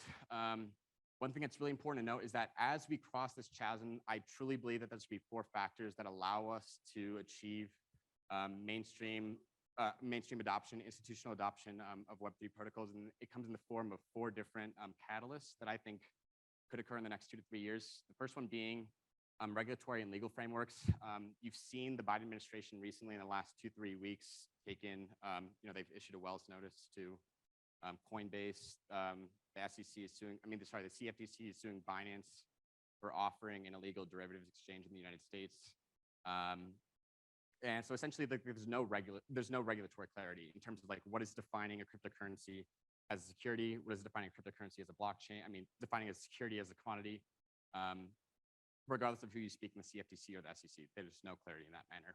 So essentially, one thing is going to be having regulatory and legal framework regarding the trade and use of blockchains and cryptocurrencies within institutional settings, education and awareness, and this is touching back on what Professor Coleman and Professor Charles were saying regarding that you have this huge chasm of understanding of the subject matter in that you have these developers that are creating these exceptionally beneficial Web3 protocols, but having a user base that has no idea how to interact with it on a day-to-day basis. So you need to close the education chasm and essentially scalability and performance. I know we haven't touched on that a lot, but one of the biggest issues of blockchain protocols is the scalability in that when you see a bull run and everyone starts to use the Ethereum blockchain or use the Bitcoin blockchain, transaction fees skyrocket proportionately. And essentially, you think of all the transactions that are included in a block or in a block in a blockchain, think of it as it's a public good in a sense, But as block space, as more individuals and more entities compete for that finite amount of block space, inherently individuals are going to be priced out of the market just due to transaction fees. So it's how do we, if we want this to be a truly global technology that experiences mass adoption, how are we going to ensure that individuals aren't priced out of the market? Like, could you imagine going as an individual, like let's say we take a bankless individual, as Professor Charles was saying, in Africa, and you go to engage in a transaction sending stable coins from point A to point B, and you're unable to do so because the transaction fees are so high. The idea is that understanding how we solve the scalability dilemma on-chain or off-chain over the next 5 years could be key in terms of instituting and engaging this institutional adoption. And then the last thing, and I think this is the most important thing in terms of understanding like mainstream adoption within an institutional university setting, is solving the Web3 UI UX dilemma. It sucks. Like it's terrible. Essentially, like at the end of the day, the big thing that we need to focus on from Web3 perspective is just technological efficiencies. In that, take all the noise, take all the articles, take everything out of it, and like out at the end of the day, essentially, I'm able to move value from point A to point B with a far greater underlying transaction validity. I don't compromise on my identity and don't have to reveal it in the transaction process. And essentially, you're moving it from point A to point B without essentially removing the middleman of the transaction fees associated in transferring that value. So the one thing we really need to understand here is that essentially, as Professor Charles said, you had the Web 2, Web 1, and you have Web 3 logins. So that whole idea is that the UI UX for Web 3 currently is very fragmented, and individuals really aren't frankly willing to assume all this additional knowledge base that they have to understand to save, let's say, $5, $6 in transaction fees. It's just the amount of knowledge that they have to know relative to the immediate financial benefits aren't worth there at the time being. So one thing that's really important to note here is this right here is the #1 cryptocurrency wallet on Ethereum. Again, it's a multi-chain wallet. It's called MetaMask. So essentially, the way your gateway into Web3 is by interacting with your individual public key into smart contract or decentralized applications. So the most common way that individuals will do that is through MetaMask as an avenue. There's other wallets that are offered, such as Phantom, you have Gnosis Safe, other multi-sig wallets, but just for the purpose of how you interact with Web3 protocols, it's through your Ethereum wallet. And one thing that's really important to note here is obviously, like we said, with Web 1, essentially individuals were essentially able to access information through read-only formats without being able to write, post, or interact with the internet in a content creator perspective. And then Web 2, you're essentially able to use your existing Web 2 identity from giants such as Google, Facebook, Twitter, and other existing Web 2 giants to help connect to a swath of centralized applications controlled by big tech companies. And the idea is that now with the Web3 protocols, your ID and your way to interact with these different protocols on a decentralized basis is through your wallet and through your public key. So going a little bit further here, guys, one thing that we need to talk about is advancing knowledge and protecting the efficient data research exchanges that are going to arise as a result of Web3 technologies.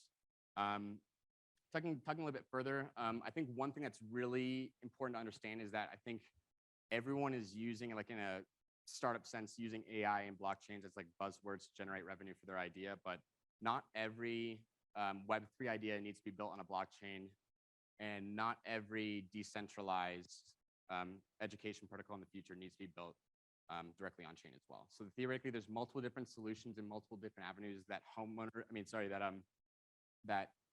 there's multiple different avenues that individual students or universities can pursue in terms of achieving this decentralized education network that we could, in theory, see in the next 5-10 years. One thing that's really important to note is they believe on an institutional level that blockchains can help streamline the peer review processes through new peer-to-peer global collaboration networks, such as having secular education DAOs in one country or one university or one region connecting to one another and not having to deal with the intermediate peer review process. So one thing that's going to expand on that is also the incentivization of open access and data sharing protocols through university collaborations. So the idea is that obviously you have secular funding networks that are dependent on like national economic conditions. So obviously, the funding efforts for a research project for a university student in let's say the UK right now, where they're at 40-year high inflation. I think it's a 10% rate last month. Their ability to receive funding for their individual research project would have a drastically less probability versus a university student in Denver, just due to the economic variability between the two countries right now. The idea is that by taking these national and international barriers and decreasing them through these educational DAOs, we are able to democratize the access to these resources and funding protocols in the future.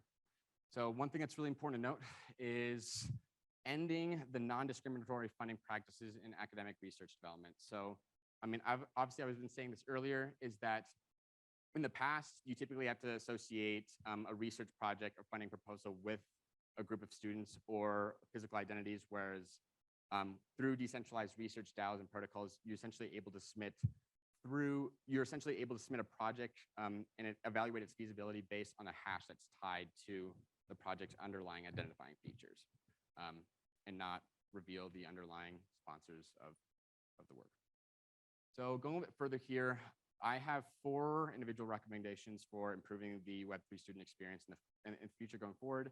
And the first thing is going to be simplified onboarding and Web2 integration. So you've seen some failed efforts in the last 3 to 4 months regarding Instagram and Meta's efforts in integrating NFTs onto their platform, whether it's through a profile picture or a Twitter Blue subscription. You pay $8 a month, and you're essentially able to verify your profile picture on chain through a token ID. So I think one thing that's gonna be really big here is creating some sort of mass adoption use case for blockchain technology, whether it's through an education DAO, whether it's the mass adoption of stable coins, tokenization of illiquid assets. I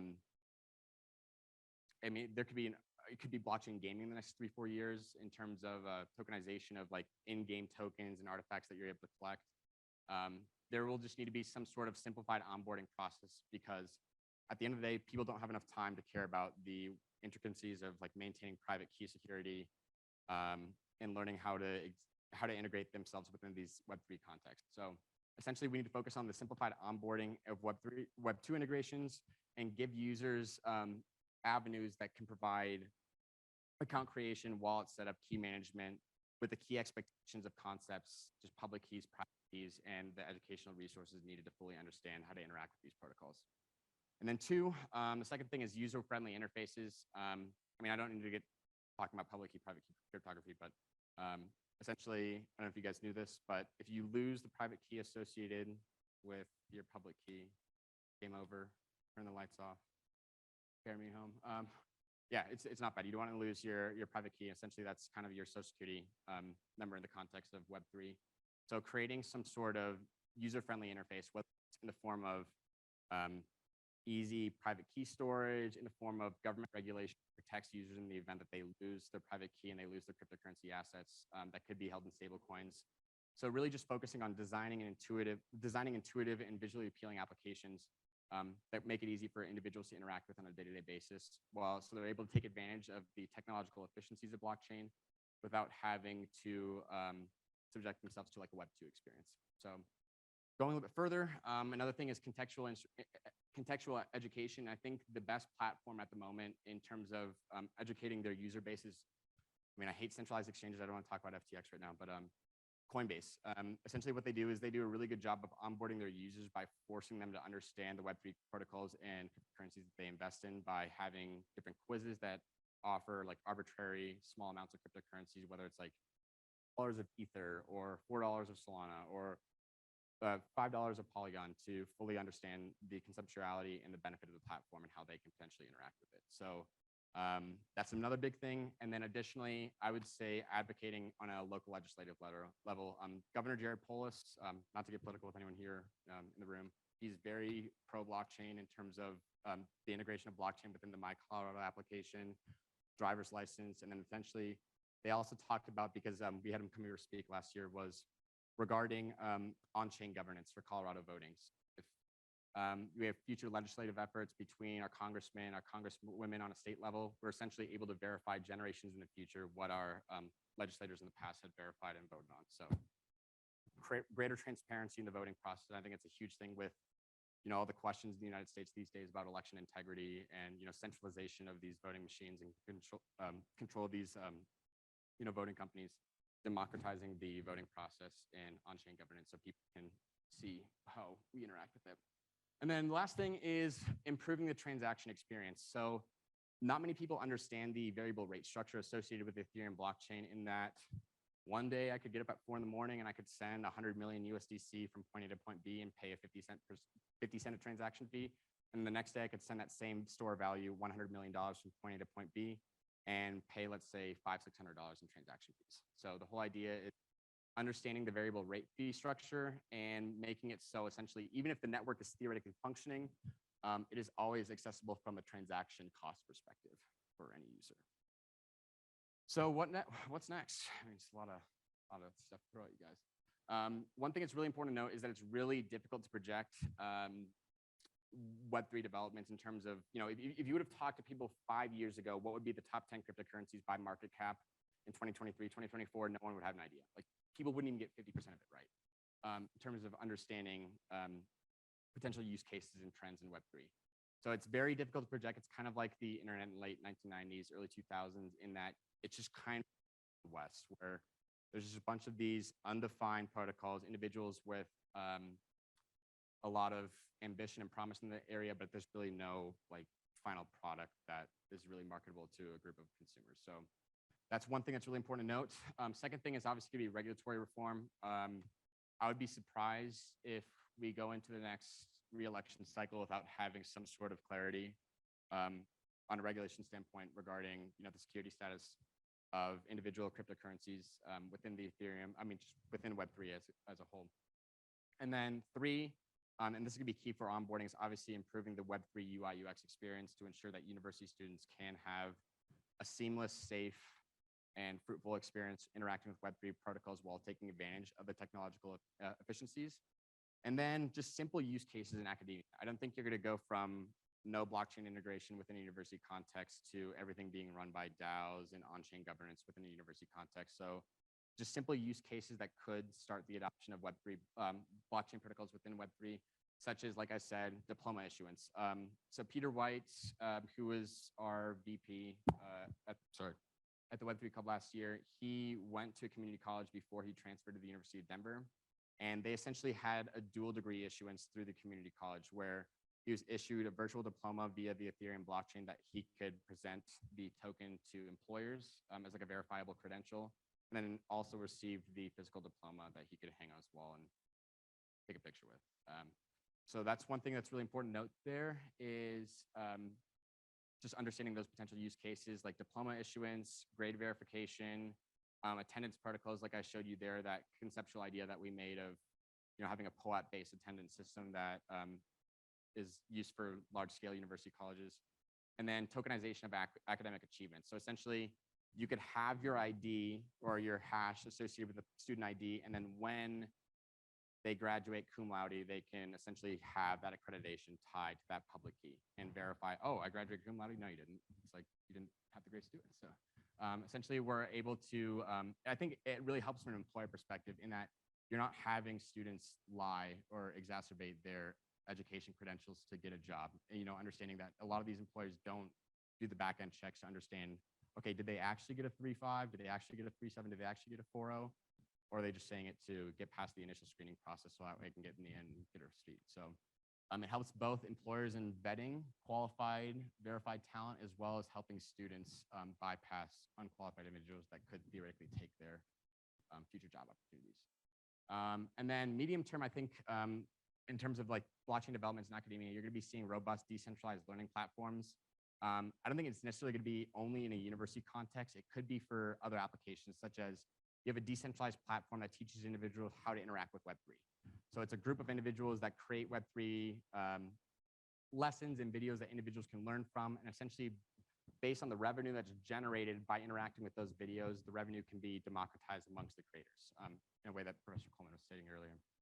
And then additionally, you have decentralized research funding platforms that I think will arise, and then cross-institutional collaborations on chain that will improve resource allocation between funding proposals and the end research ambitions that are achieved by universities. So thank you all for the discussion today, and I really appreciate it. Have a good one.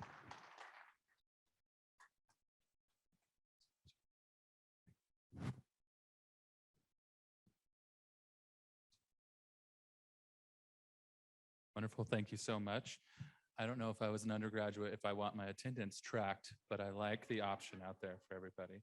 And last, but certainly not least, we are super excited to have an industry expert from the field, William Wenzel, who is the owner of Red Road Legal, who's going to be talking about reports from the bleeding edge, crypto assets, and the law.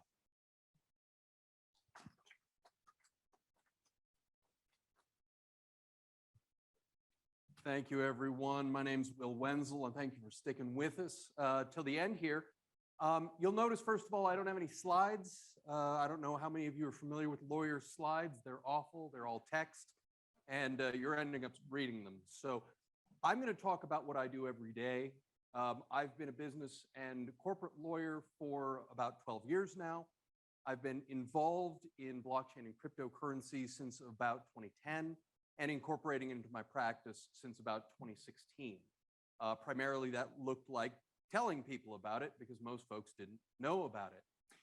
But where we find ourselves right now is very interesting from a legal perspective because, and this title, Reports from the Bleeding Edge, is not as tongue-in-cheek as I'd like it to be. The fact remains that what the presentation could be called from a lawyer's perspective is, and, you know, as a non-traditional lawyer, right, lawyers generally are most comfortable when they know what's going to happen. Been through this a million times. You broke your leg on the property, and there's an insurance policy in place, so let's figure it out, right? That's not my career. And so where I found myself is in cryptocurrency particularly, and crypto assets more broadly, we have to do a lot of reasoning by analogy. And so I want to start with a really core concept to take us through this whole thing, which was a bit of a head scratcher for me in law school when the question was proposed, what is the law? And it's not some highfalutin thing. The fact remains that the law is what the courts say it is. Oh, but what about the regulations? And what about these, books full of things? In 17 years of, of doing this thing, right, and in looking at this, like, there's been since that idea was proposed to me, right, there has been no challenge from what I've met that the law is what the courts say it is, which takes us to the situation around crypto assets, right? We have the SEC competing with the CFTC, the Commodities Futures Trading Commission, to figure out who is the authority in charge of the cryptocurrencies and whatever they are. And we have the chair of the SEC, Gary Gensler, saying basically all cryptocurrencies are securities. That's an issue, right? We also have, as of yesterday, $1.7 trillion, just north of that, in crypto assets in the planet today, right? And that's excluding NFTs. I want to give a special thanks to all my prior presenters, by the way, because they did a lot of heavy lifting. I was in the back and I just wanted to yell out, like, pay attention, there'll be a test at the end, and this is kind of the test because I don't have slides. So, it's wonderful to have such a great explanation. So I'm going to talk about 3 areas as succinctly as I can in a 20-minute presentation spanning my entire legal career in cryptocurrency, right? And all the uncertainties. We're going to talk about the SEC. Briefly, we're going to talk about DAOs, and we're going to talk about the Uniform Commercial Code, which, despite being eye-glazingly boring for most folks, is incredibly important because we have $1.7 trillion in assets on the planet, and lending against those assets is a key component of any capitalist society. Love it or hate it, we live in one, so we got to deal with it. Having secured lending that is safe and not FTX is really important. So what are we doing about it? But let's start with the elephant in the room. Lately, the SEC says to the world at large, all cryptocurrencies are securities. Now, what does that mean for people who've been doing business in cryptocurrencies for the last, let's say, like 7 or 8 years, right? And now they've carved out Bitcoin, and they might carve out Ethereum too, but that leaves, approximately 7,000 or 8,000 different companies and groups of folks with crypto assets. right? What happens if you are dealing in an unregistered, unexempted securities? Well, there are sanctions and fees. That's a big deal. The bigger deal, yeah, there's also willful penalties if for criminal activity, you willfully don't register or exempt a security. That's jail time, 5 years per offense, $10,000 per offense. Now, each time you issue one of these coins, that's an offense. Now, willfulness isn't really a big deal here because nobody really knows what they're doing. I mean, I'm practicing this and I'm sitting up here telling you, like, we're feeling around in the dark. I'm fairly comfortable with that, but seriously. The other penalty here is disgorgement, which is a legal way of saying give the money back, which means that anytime you received $1 for a cryptocurrency, now you got to give it back. And that's a problem because we don't necessarily know where those dollars are anymore. Or more likely, you run a business and they're spent, but you have to give it back, which is why Coinbase isn't such up in arms about getting dealt this Wells notice that you mentioned, which is essentially a notice from the SEC saying you were illegally trading in securities. You're going to have to give the money back. Well, that's a problem, right? Now, they're a publicly traded company. They dealt with the SEC in getting publicly traded. The SEC could have stopped it, right? And they didn't. And so now they're coming back years later saying, oh, by the way, you're dealing in unregistered, unexempted securities. That's a real problem. Now, the fact is, and we come back to the core concept, the law is what courts say it is, because there is, so let me put it as gently as I can, the SEC doesn't get to just say all cryptocurrencies, all crypto assets are securities, and that means that they are, because the law is what the court says it is. And the courts have been dealing with a fairly famous Howey test for some time now, 1946, in fact, the SEC versus W.J. Howey and Company. The Howey test goes something like this. If I give money, right, if I invest money into a common enterprise with the expectation of profit, right, then I'm going to get money back from the efforts of others. Y'all are going to be doing the work. I'm not going to do it. I'm going to give you my money. You're going to work, and I'm going to get profits. That is a security. And what's great about the Howey test, again, 1946 is when it came out. There are reams of court opinions on this thing, right, since then, that have made securities out of, stocks and things like that, but also like Orange Grove stakes in W.J. Howey, right? The Howey test does not go away because the SEC says this is a security. What they are saying is, in assessment, we internally believe that by operation of the Howey test, you are selling an unregistered, unlicensed security. Fine, you can say that, but the fact remains that I have a number of clients who deal in some type of crypto asset. And their question to me is, are we going to have to give all the money back? And that's a really important question. Now, the answer is it depends, because I'm a lawyer and that's how we talk, right? We can do the analysis. The real key here is knowing how your software works, knowing what it does, and being able to explain it in a clear and succinct way that says it is or it isn't a security. Now, by all means, folks have been traipsing around this area for a better part of a decade, right? And the fact is that many of them are dealing in securities, and they just didn't care, right? People like to raise money. They like to sell coins, an initial public offering, etc. We want money for our coins. Well, the fact is, right, securities laws exist to protect you and I, the general public, right? Folks who don't know, the folks who are in that gap, right? Post-gap, right? So that's the framework that I'm taking a look at this from, right? I could talk about it for hours and hours and days. There are many more experienced securities lawyers who deal in it every moment of every day, right? But the fact remains the Howey test is the core decision, because if the SEC says you are selling unregistered securities, it needs to go to a court to say, in fact, that is the case. SEC versus W.J. Howey and Company, right? There is not a concrete answer. The answer is don't panic. proceed appropriately, with caution, not blindly, right?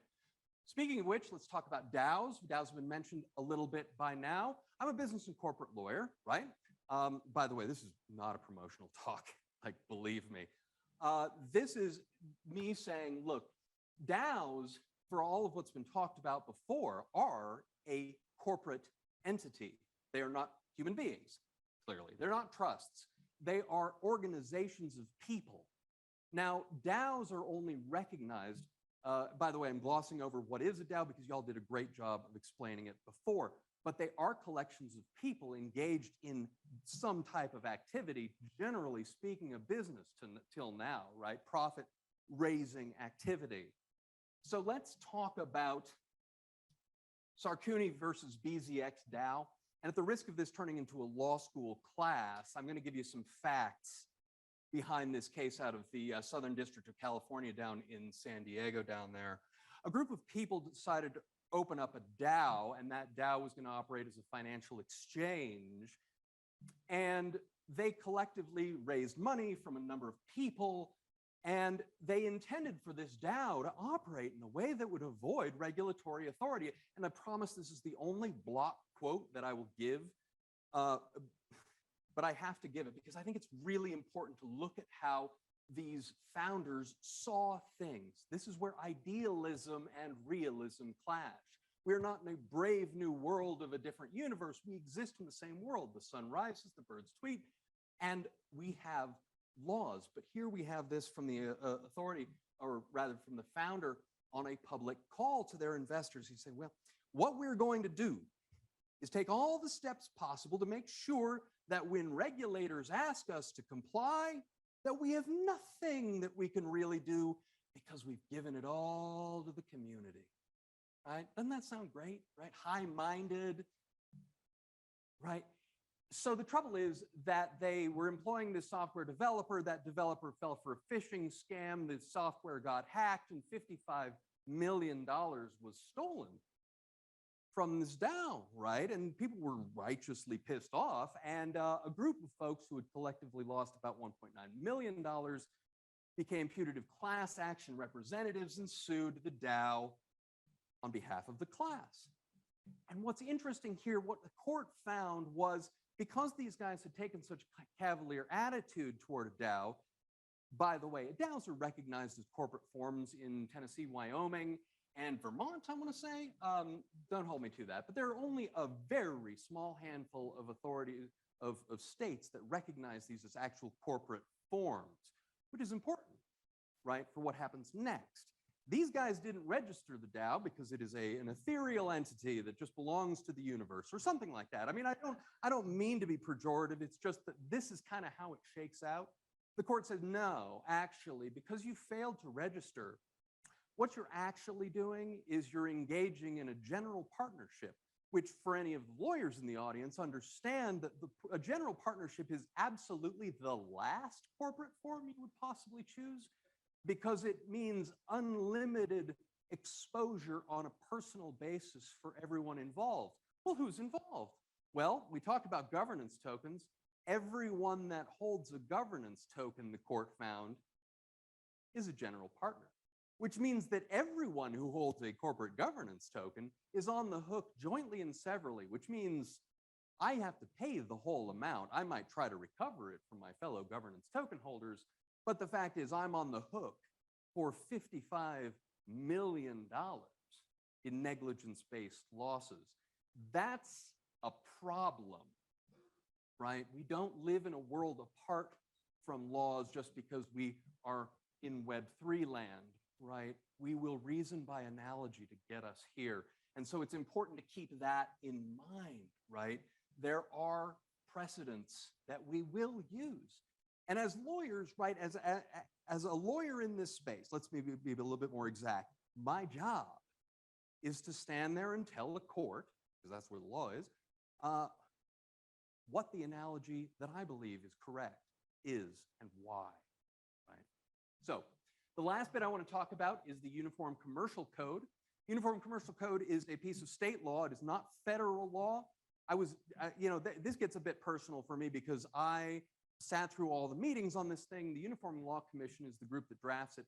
They draft this amendment to the Uniform Commercial Code, right? And they circulate it among the states, and states can choose to adopt it. But the Uniform Commercial Code is kind of like the roots of the tree that Dr. Charles talked about before. We don't see it, but we interact with it every day because it governs the sale of goods between states. Now, what is a good? A good is anything that is not a service, right?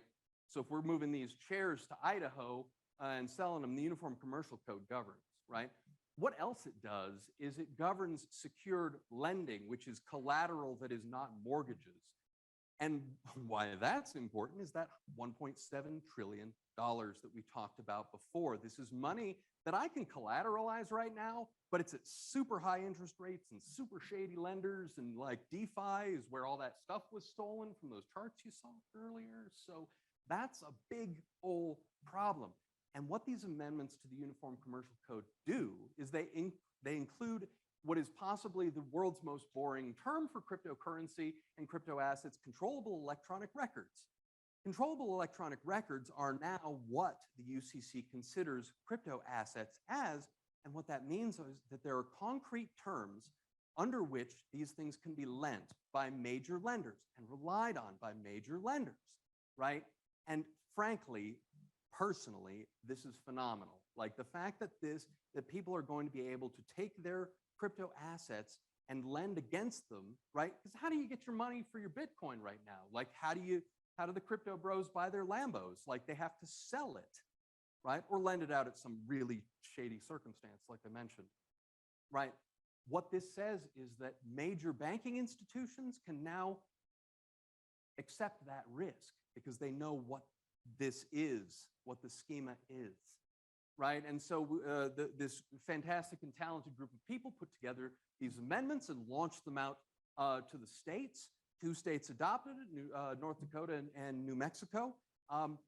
Colorado's got it pending, and I've been following it very closely. And one thing I want to put out there, just because I can, is that it hit the governor's desk after passing both houses of the legislature and was pulled back because of a kerfuffle out of South Dakota and Florida, which made the news about a month ago or so. This is just by way of public service and clarity. Here it is not political. The fact is that the concern was, A, that the UCC amendments removed from the definition of money, cryptocurrency specifically. I excluded it. People said, no, cryptocurrency is money. Well, the fact is that in that code, money is literal dollar-like paper and metal coins, and so doesn't apply. So whatever, that one's an easy one. The more difficult one to deal with was that it created a subclass called electronic money. People conflated that with central bank digital currencies. Central bank digital currencies, the frankly conspiracy theory goes, is that the government will get into your wallet and tell you what you can spend your money on and pull all your money out if they want to at the click of a button, which makes it even easier. Putting aside the fact that the government can seize your assets anyway, this is a bunch of nonsense that it's not part of the UCC. The UCC, as I mentioned, is state code, right? It is not federal law. It cannot create a monetary system. It cannot authorize a monetary system because, as we all know, it is federal currency that we're talking about. So there is this big fear that the CBDCs will come out of these UCCs, and that's what they're for. Unfortunately, it was too difficult politically to push back against this, and so electronic money was removed from the current version, which is kind of a shame, because if you have something like this pass, you'd like it to be whole and cohesive, and right now it does carve out this unknown for countries that have developed their own central bank digital currencies. Now we don't know what exactly to do with them. So that's an issue. Overall, though, it is great to have certainty. We can always work at amending these particular states' laws, but the fact is that there is work being done here. Now, the last bit I want to mention, because we're short on time and I do want to respect your time here, is a public service announcement, which is to say, most of the calls that I get are with scams. And if nothing else that you walk out of here from me with is that we've talked a lot about the confidence building in this technology, right? And the fact is that the core of the value that folks place in cryptocurrencies comes from confidence. But what else comes from confidence is cons, right? Con jobs. They're confidence jobs. So what does this look like? Well, the range of calls that I've fielded involve things like we have an inside track to making a ton of money off of Bitcoin. Give us your cryptocurrency or give us your money. We'll buy cryptocurrency with it. Oh, by the way, we just got found out. Run for the hills. This is a literal thing that I faced.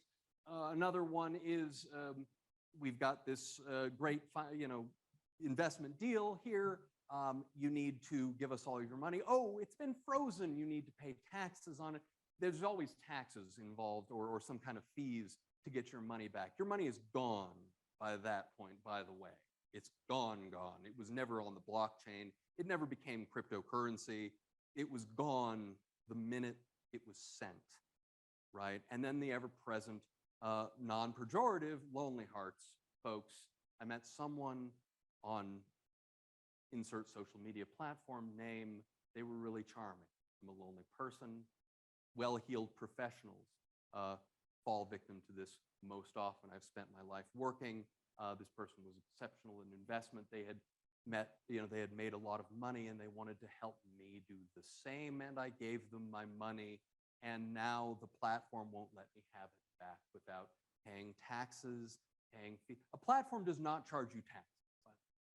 They never will. You never have to pay more money to get your money back from a legitimate platform. By the time it's gotten there, it's far too late, right? If you have a loved one involved in this, right, do not give investment money to someone you have not met in person.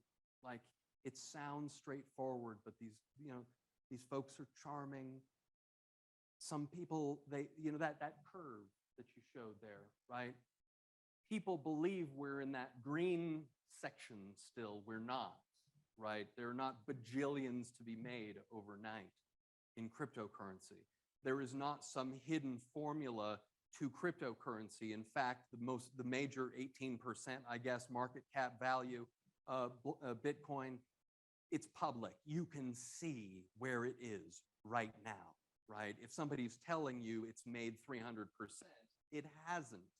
There's not some hidden Bitcoin, right?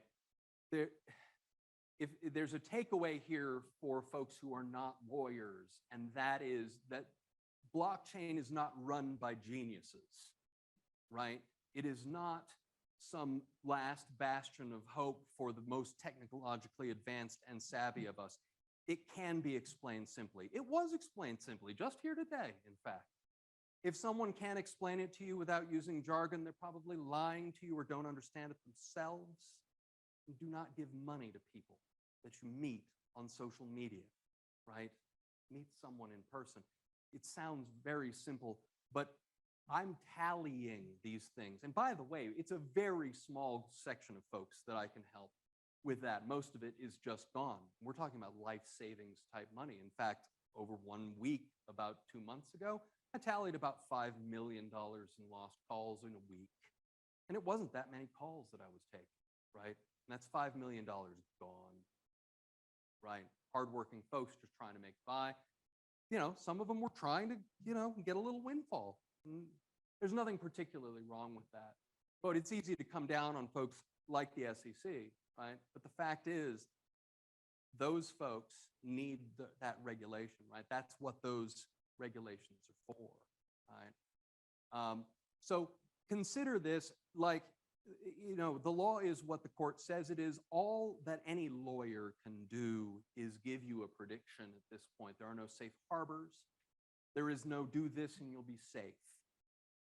But know and be honest and clear-eyed about your goals here. If you're trying to issue tokens to raise money, it's probably the same as trying to issue stock to raise money.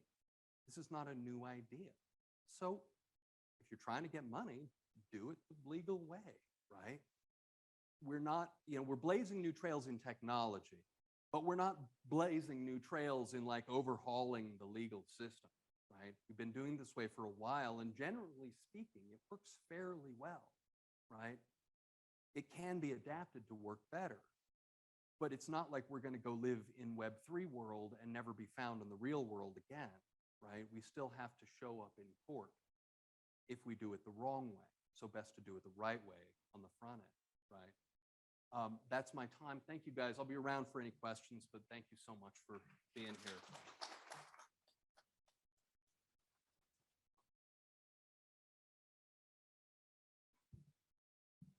All right. So with that, we are going to wrap it up just a few minutes here with a call to action from Dr. Charles, and then we will start our networking hour for Q&A and getting to know folks. And don't forget a huge shout out to Burst IQ for being here as you're joining the reception hour. They have been enormous partners, and a thank you to them. So with that, Dr. Charles. Thanks. Oh, can you put up my presentation?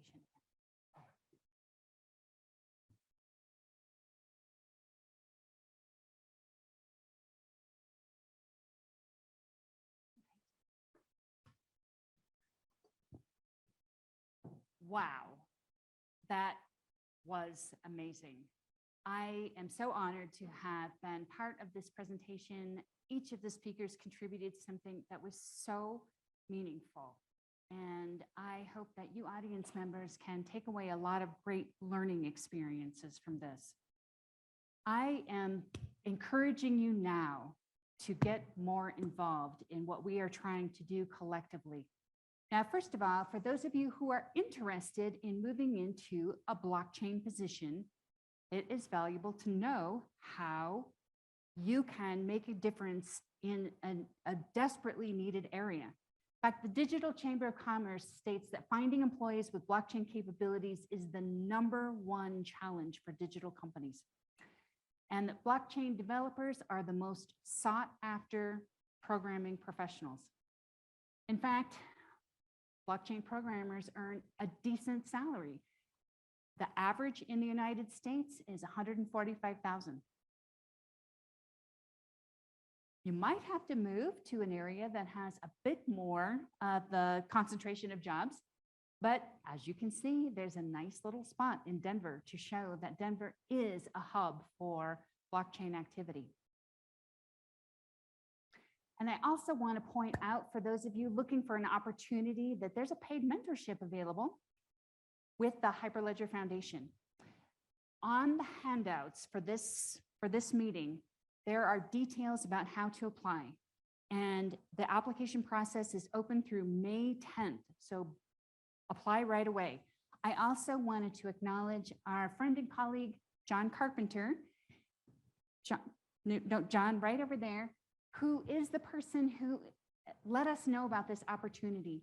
I have known John for a few years. I've been very actively involved in the Hyperledger Foundation. I'm still involved in the Hyperledger Healthcare Special Interest Group. This is a great opportunity to make sure that you look into this and apply. Also, for opportunities, please do talk to more of our Burst IQ colleagues that are in the back. We're always looking for great talent. And so please let us know more about your background, and we'd love to connect with you. So last, please, there are so many different ways that you can learn more and make a difference. I provided just a few of the examples that will help you or your organization create an ethical design framework for blockchain. And it will guide you through the things to think about in order to make sure that you're designing a product that will maximally benefit the audience you are trying to reach and help you think through a lot of the risks that you should be aware of so that you can plan proactively. Join blockchain clubs and communities. There are so many ways to join. First and foremost, join Matt's Web3 Club if you are a student. It's a fantastic organization. There are also about 50 different meetups in the Denver area for blockchain. And there are many ways that you can get involved on LinkedIn. There's about 100 different blockchain-based organizations. You can also join as a student. You can join the Government Blockchain Association at no charge for the first 2 years as a student. And John and I are both members in that. So please do find groups that share common interests, because you can really learn from your colleagues. You can make great connections and you can network, and this can open doors. And the whole purpose of this event was to become educated and educate others. I hope that you realized from all of the speakers that you interact with blockchains every day, and you just may not have realized it. But you have an opportunity now that you have become more aware that you can help others understand the difference between blockchain and cryptocurrency, and you have a role in helping promote blockchain growth and potential. If you are looking to get a deeper dive, you can also take a DU blockchain course. I teach the middle listed course. This is in ICT, Information and Communications Technology. Join my course to learn about blockchain, cryptocurrency, and Web3 foundations. And I have as much passion in that course as I do today. And last, read books by DU faculty. And Dr. Buffington's book is a fantastic approach to supply chain. Also, please look into my book. For those of you who are students, you can actually access the book at no charge through the DU library. Otherwise, you can get my book any major retailer, including Amazon, Barnes & Noble, online.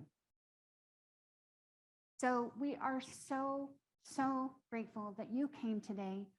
Please do get involved. Please talk to the speakers afterwards to ask your questions. Please talk to my colleagues at Burst IQ and pick up a t-shirt. We brought lots of t-shirts for everyone. So pick up a t-shirt, learn more about some of the things that we're working on, and take this forward. So thank you so much.